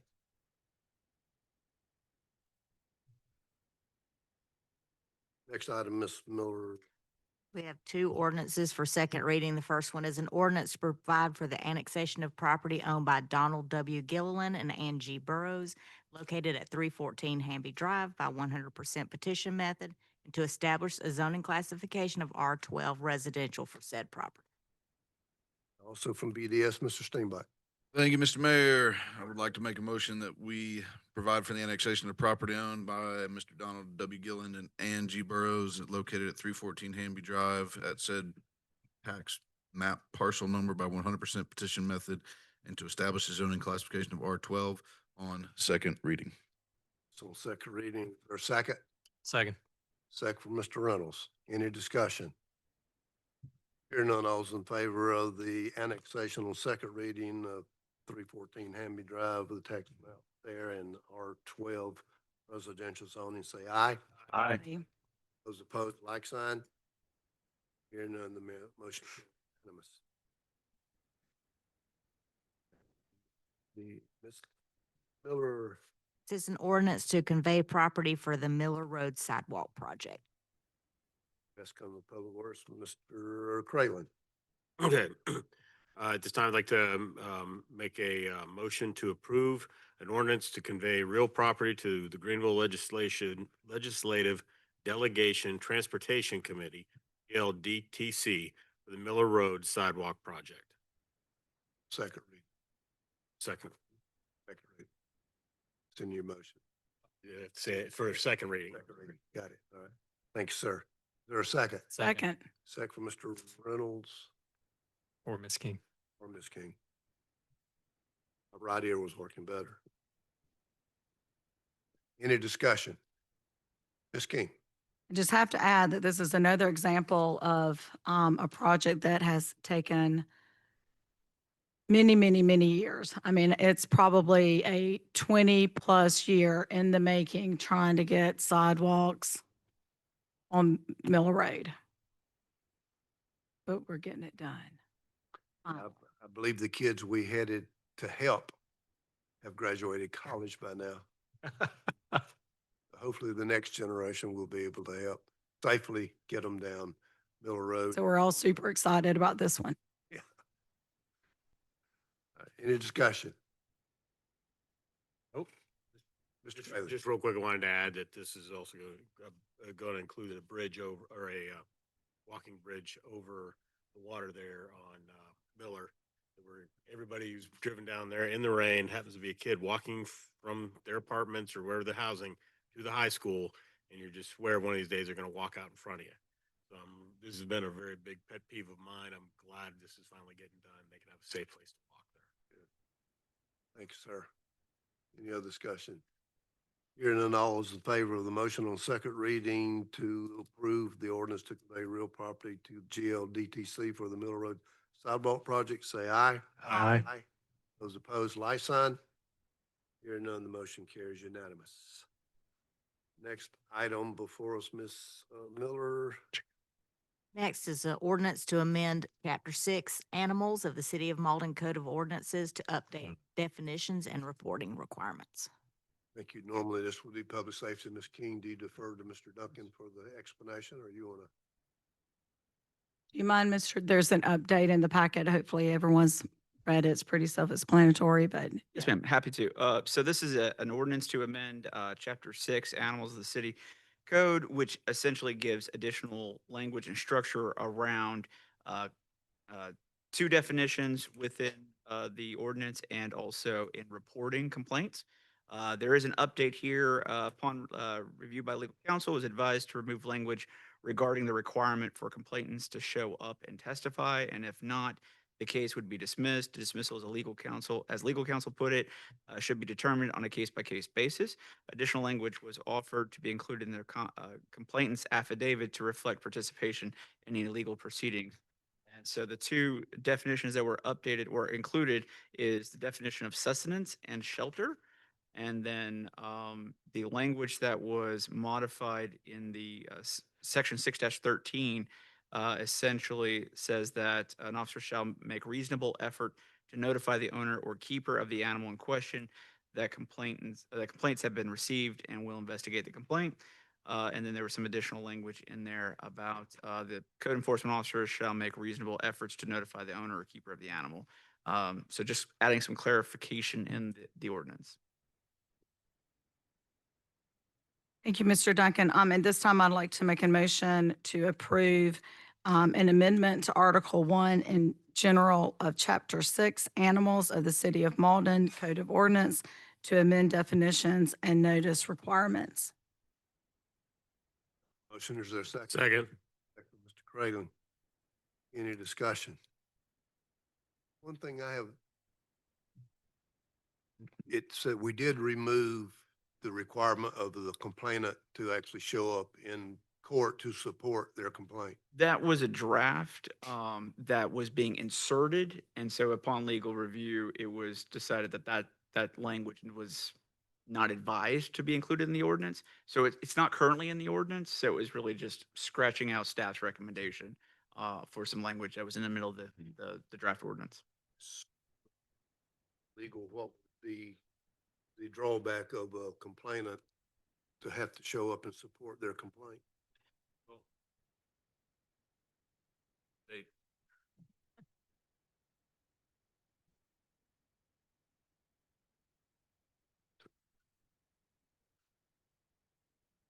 Just didn't like your thought.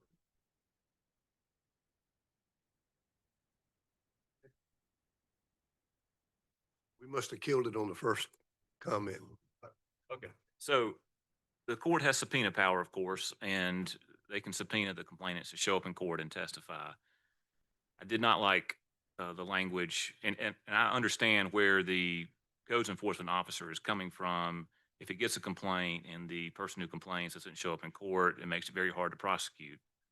But I do not think it's a good practice for the city to legislate that necessarily the case is dismissed if that person doesn't show up. The code enforcement officers may still be able to prosecute the case even with the complainants not present, and also would not want to impose any type of legislative requirement upon a complainant showing up. I've never seen that before, and so that's why I advised against that language.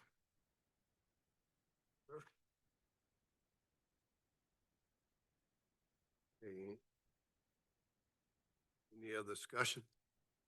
Hearing none, all those in favor of the motion to approve the amendment to, I think I wrote this down, Article 1, Chapter 6, on the complaints as submitted in your packet, I will go with that. All those in favor say aye. Aye. Those opposed, like sign. Hearing none, the motion carries unanimous. Ms. Miller. Next ordinance is an amendment to Chapter 38, Traffic and Vehicles, Article 6, through truck routes of the Mauldin Code of Ordinances, no through truck routes. Thank you. Also from Public Safety, Ms. King. Thank you, Mr. Mayor. If there's any further questions after the motion, I will have you direct them to Mr. Duncan. But during committee, some other roads came up in discussion. So from the time the committee forwarded this to council, 3 additional roads, Holland Road, Knollwood Drive, and Edgewood Drive have been added. And as noted, with this ordinance, we will be able to update it in the future if we see the need for any other roads within the city. So I would like to make a motion at this time to approve on first reading an amendment to Chapter 38, Traffic and Vehicles, Article, is that 6? What's that, V1, 6? Through truck routes of the Mauldin Code of Ordinance to clarify no through truck routes. Have a motion on first reading. Is there a second? Second. Uh, Right wing, Or Frank, either one. Me or either one. I got the left here working. It's all good. No. Any discussion? Ms. King? Mr. Duncan, can you clarify? I think I misspoke that staff recommended to take Knollwood and Edgewood out. Yes, ma'am. It wasn't originally included, and after committees, we were talking about the need for adding those in, and then upon additional reflection, it was those three specific roads are not necessarily, and from staff's perspective, they're cut-through routes, which is what this ordinance is addressing, is cut-through routes. The major concerns in talking with some folks was about certain trucks coming through or getting lost, more so than going and using those roads as a through area or a through route to get somewhere else that they could not otherwise get to um, by normal means or traditional routes. So it didn't feel as though, because this is a no through truck route, that those additional or any other additional truck restrictions, whether it's a weight restriction or it's a neighborhood not wanting certain types of trucks in their neighborhood, this would not be the appropriate chapter for that or section for that. Those would be designated potentially using a different mechanism and would probably need additional thought, because most of the times, and even this ordinance, there's an exemption for trucks making deliveries.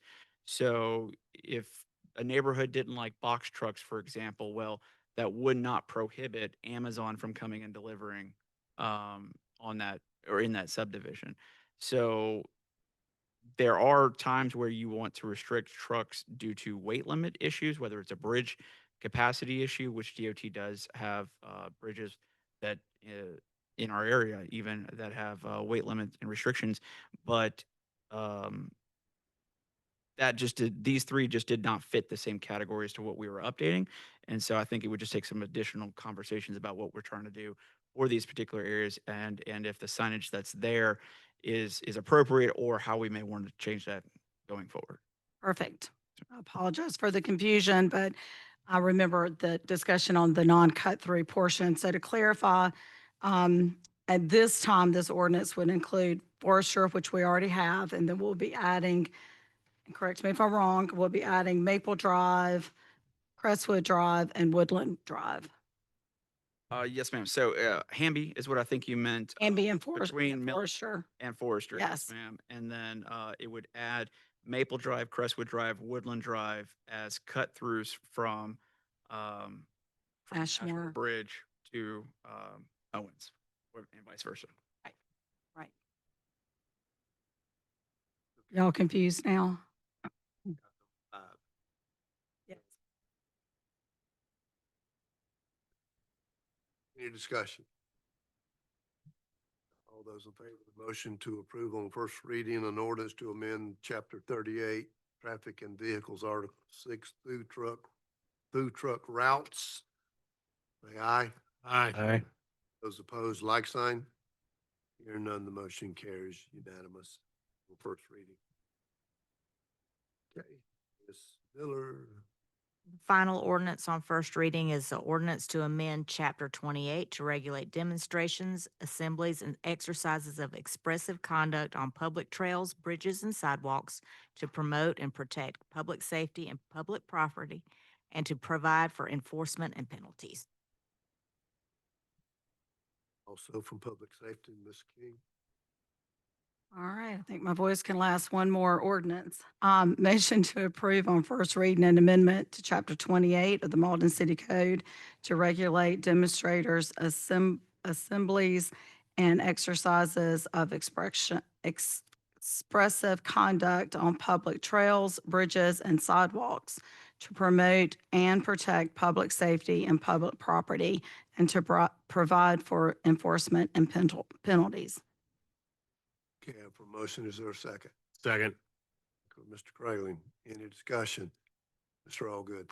Thank you. First off, could we just gain some perspective as to the 48 hours versus the 10 business days?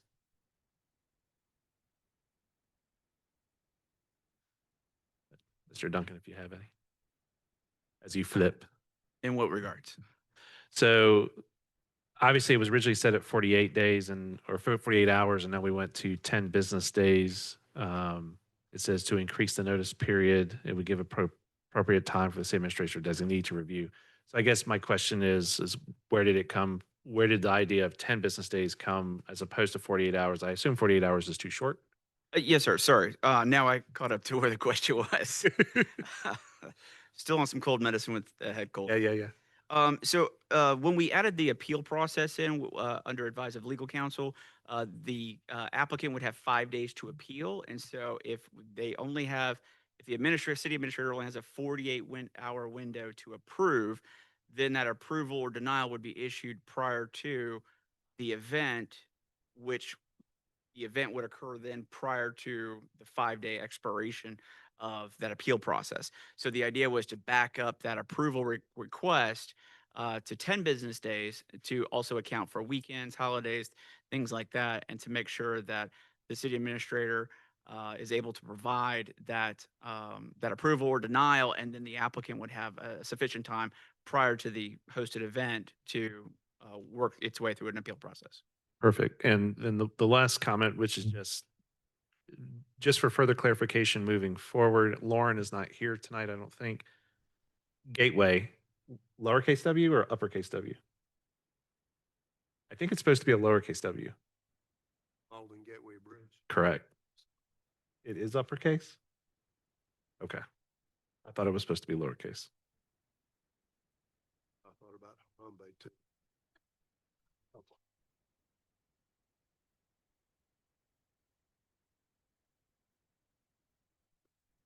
Shot for that one. All right. Any other discussion? All those in favor of motion on first reading to add, what was it?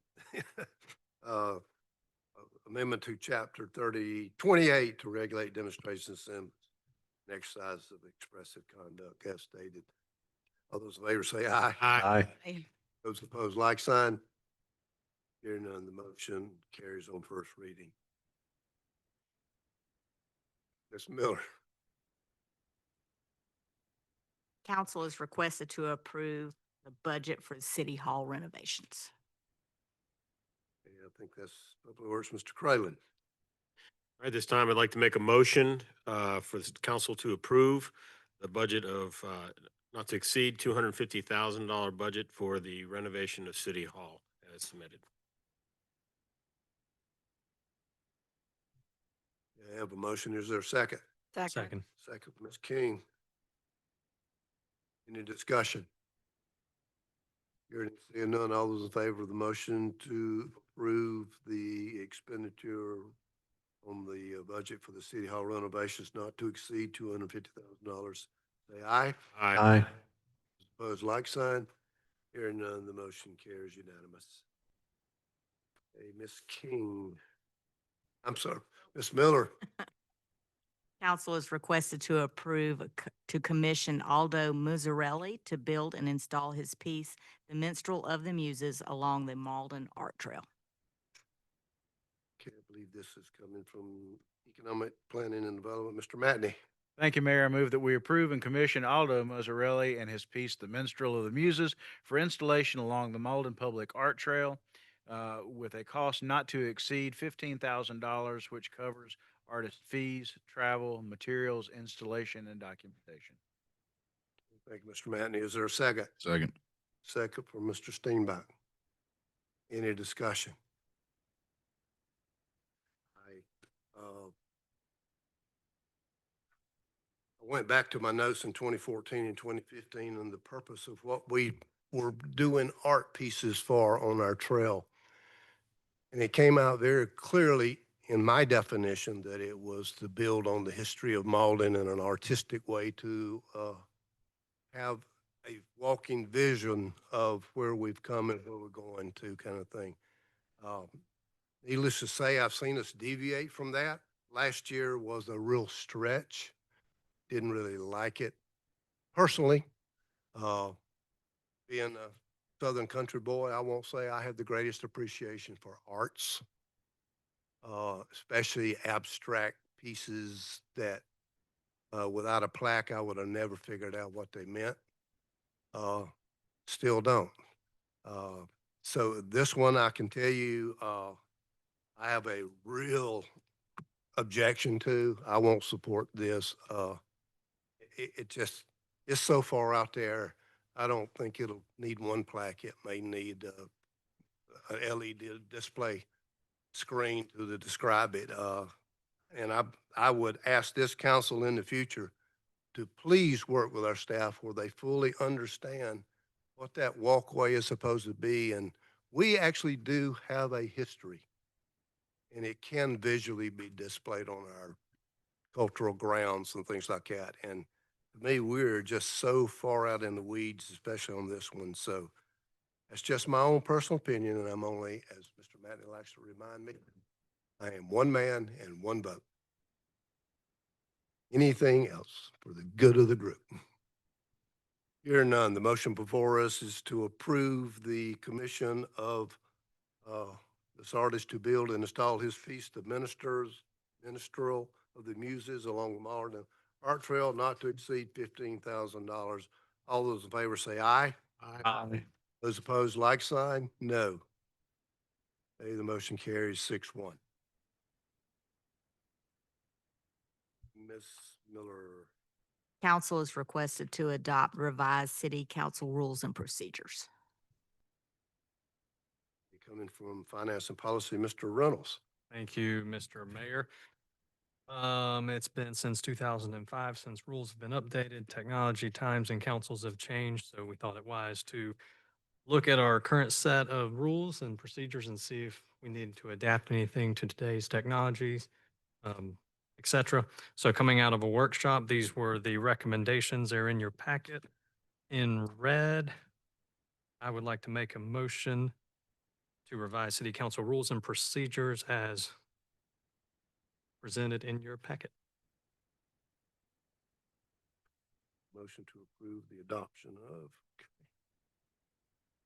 All right, I have a motion. Is there a second? Second. Second, Ms. King. Is there any discussion? Hearing none, all in favor of the motion to approve the adopting the rules and procedures as modifications outlined in your packet, say aye. Aye. Aye. Those opposed, like sign. Hearing none, the motion carries unanimous. Okay. Ms. Miller, that's all I have. Is that all you have? Is there anybody online with their hand waving or anything like that? Hearing none, I have no one else signed up for public comment on the sheet there. Council concerns? Ms. King. Thank you, Mr. Mayor. Not a concern, but just a shout out. A few years back, the council at that time presented a proclamation to a young man who graduated from Mauldin High School and went on to be drafted by the Atlanta Braves in the 17th round. He and his family are dear friends of ours. He has been in the minors. I'm trying to do the math in my head. So for the last 7 years, making peanuts. And about 2 months ago, maybe 2 months ago, well, actually the first of the year, he decided to go free agent. So about 2 months ago, this young man, Justin Dean, was called up to the Los Angeles Dodgers and will be making his appearance in the World Series. So everybody look for he's 72 or 74, I can't remember. Center field. He's had 2 at-bats, but they're putting him in to play defense center field. Awesome kid, awesome family from the city of Mauldin. Thanks. Can y'all tell I love him? Mr. Madden.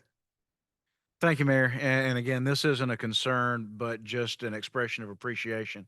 You know, whenever we turn on the news now, we see how divisive politics is. We see that the political temperature of this country is at a boiling point, where political violence um, happens and isn't decried nearly as much as it should be. I want to thank each of my colleagues up here. I want to thank everyone in the audience. I want to thank all of our department heads and our staff for making sure that this city continues to excel. We all have, I think, the city's best interest at heart. We don't always agree on the route to get there, but we can have those discussions in a thoughtful and deliberate process without making it personal and vilifying the person across the table. And I just want to thank everybody for us being able to do that and serving as an example. You're here on that kind of thing. Anyone else? Couple of things from my standpoint. As most of you know, I am a veteran and proud of it. And Mr. Duncan had relayed the Veterans Day ceremony in a special, unique way. We're doing it this year in conjunction with the Mauldin First Baptist and the Mauldin Christian Academy. The thing they referenced was the white table. It's being celebrated a little bit different in this regard, other than what we do at the American Legion Post. But if you know a veteran that works for this city or anywhere else, and you can get a, what's that old saying, 8x10 color photo of Bo Diddley, nope, not Bo, but a picture of him with his name, rank, serial number, years served, please get that over to Kim at the Mauldin Christian Academy. She plans on posting those pictures on that white table as the small children are going to perform. I'm not going to tell you what they're going to perform, but it's going to be phenomenal. It's going to be phenomenal that these young children are going to pull it off. But what they're going to do with is just blew me away when she told me, kind of thing. So you're all invited there. The pastry breakfast is at 8:30. The program will start at 9:30 and last right out an hour. And then the bus will be there to bring us over here to our Veterans Walk for our ceremony. And we have David Ostell is our featured speaker, who was in the U.S. Air Force also. I'm not going to steal his thunder, but he can't tell you what he did. Just be thankful he never had to do what he was trained to do. But he'll tell you that, and he's now a chaplain. So I look forward to hearing from him on that. And to blow my own horn, tomorrow I am deeply honored that I will be performing the inspection of cadets in review for the Mauldin High School Navy Junior ROTC. I feel honored to be asked to do that. And I know I can tell you the only reason I got asked is because of the government shutdown. The big commander couldn't get money to come in and do it, but that's okay. I'm going to take it. So anyway, tomorrow morning at Mauldin High School, I think it's at 10 a.m. kind of thing. So I'm really looking forward to that. So with that, anyone else? What do I hear on adjournment? So moved. All those favors say aye. Aye. Aye. Those like that here, no, we are adjourned. I've got at 9:17.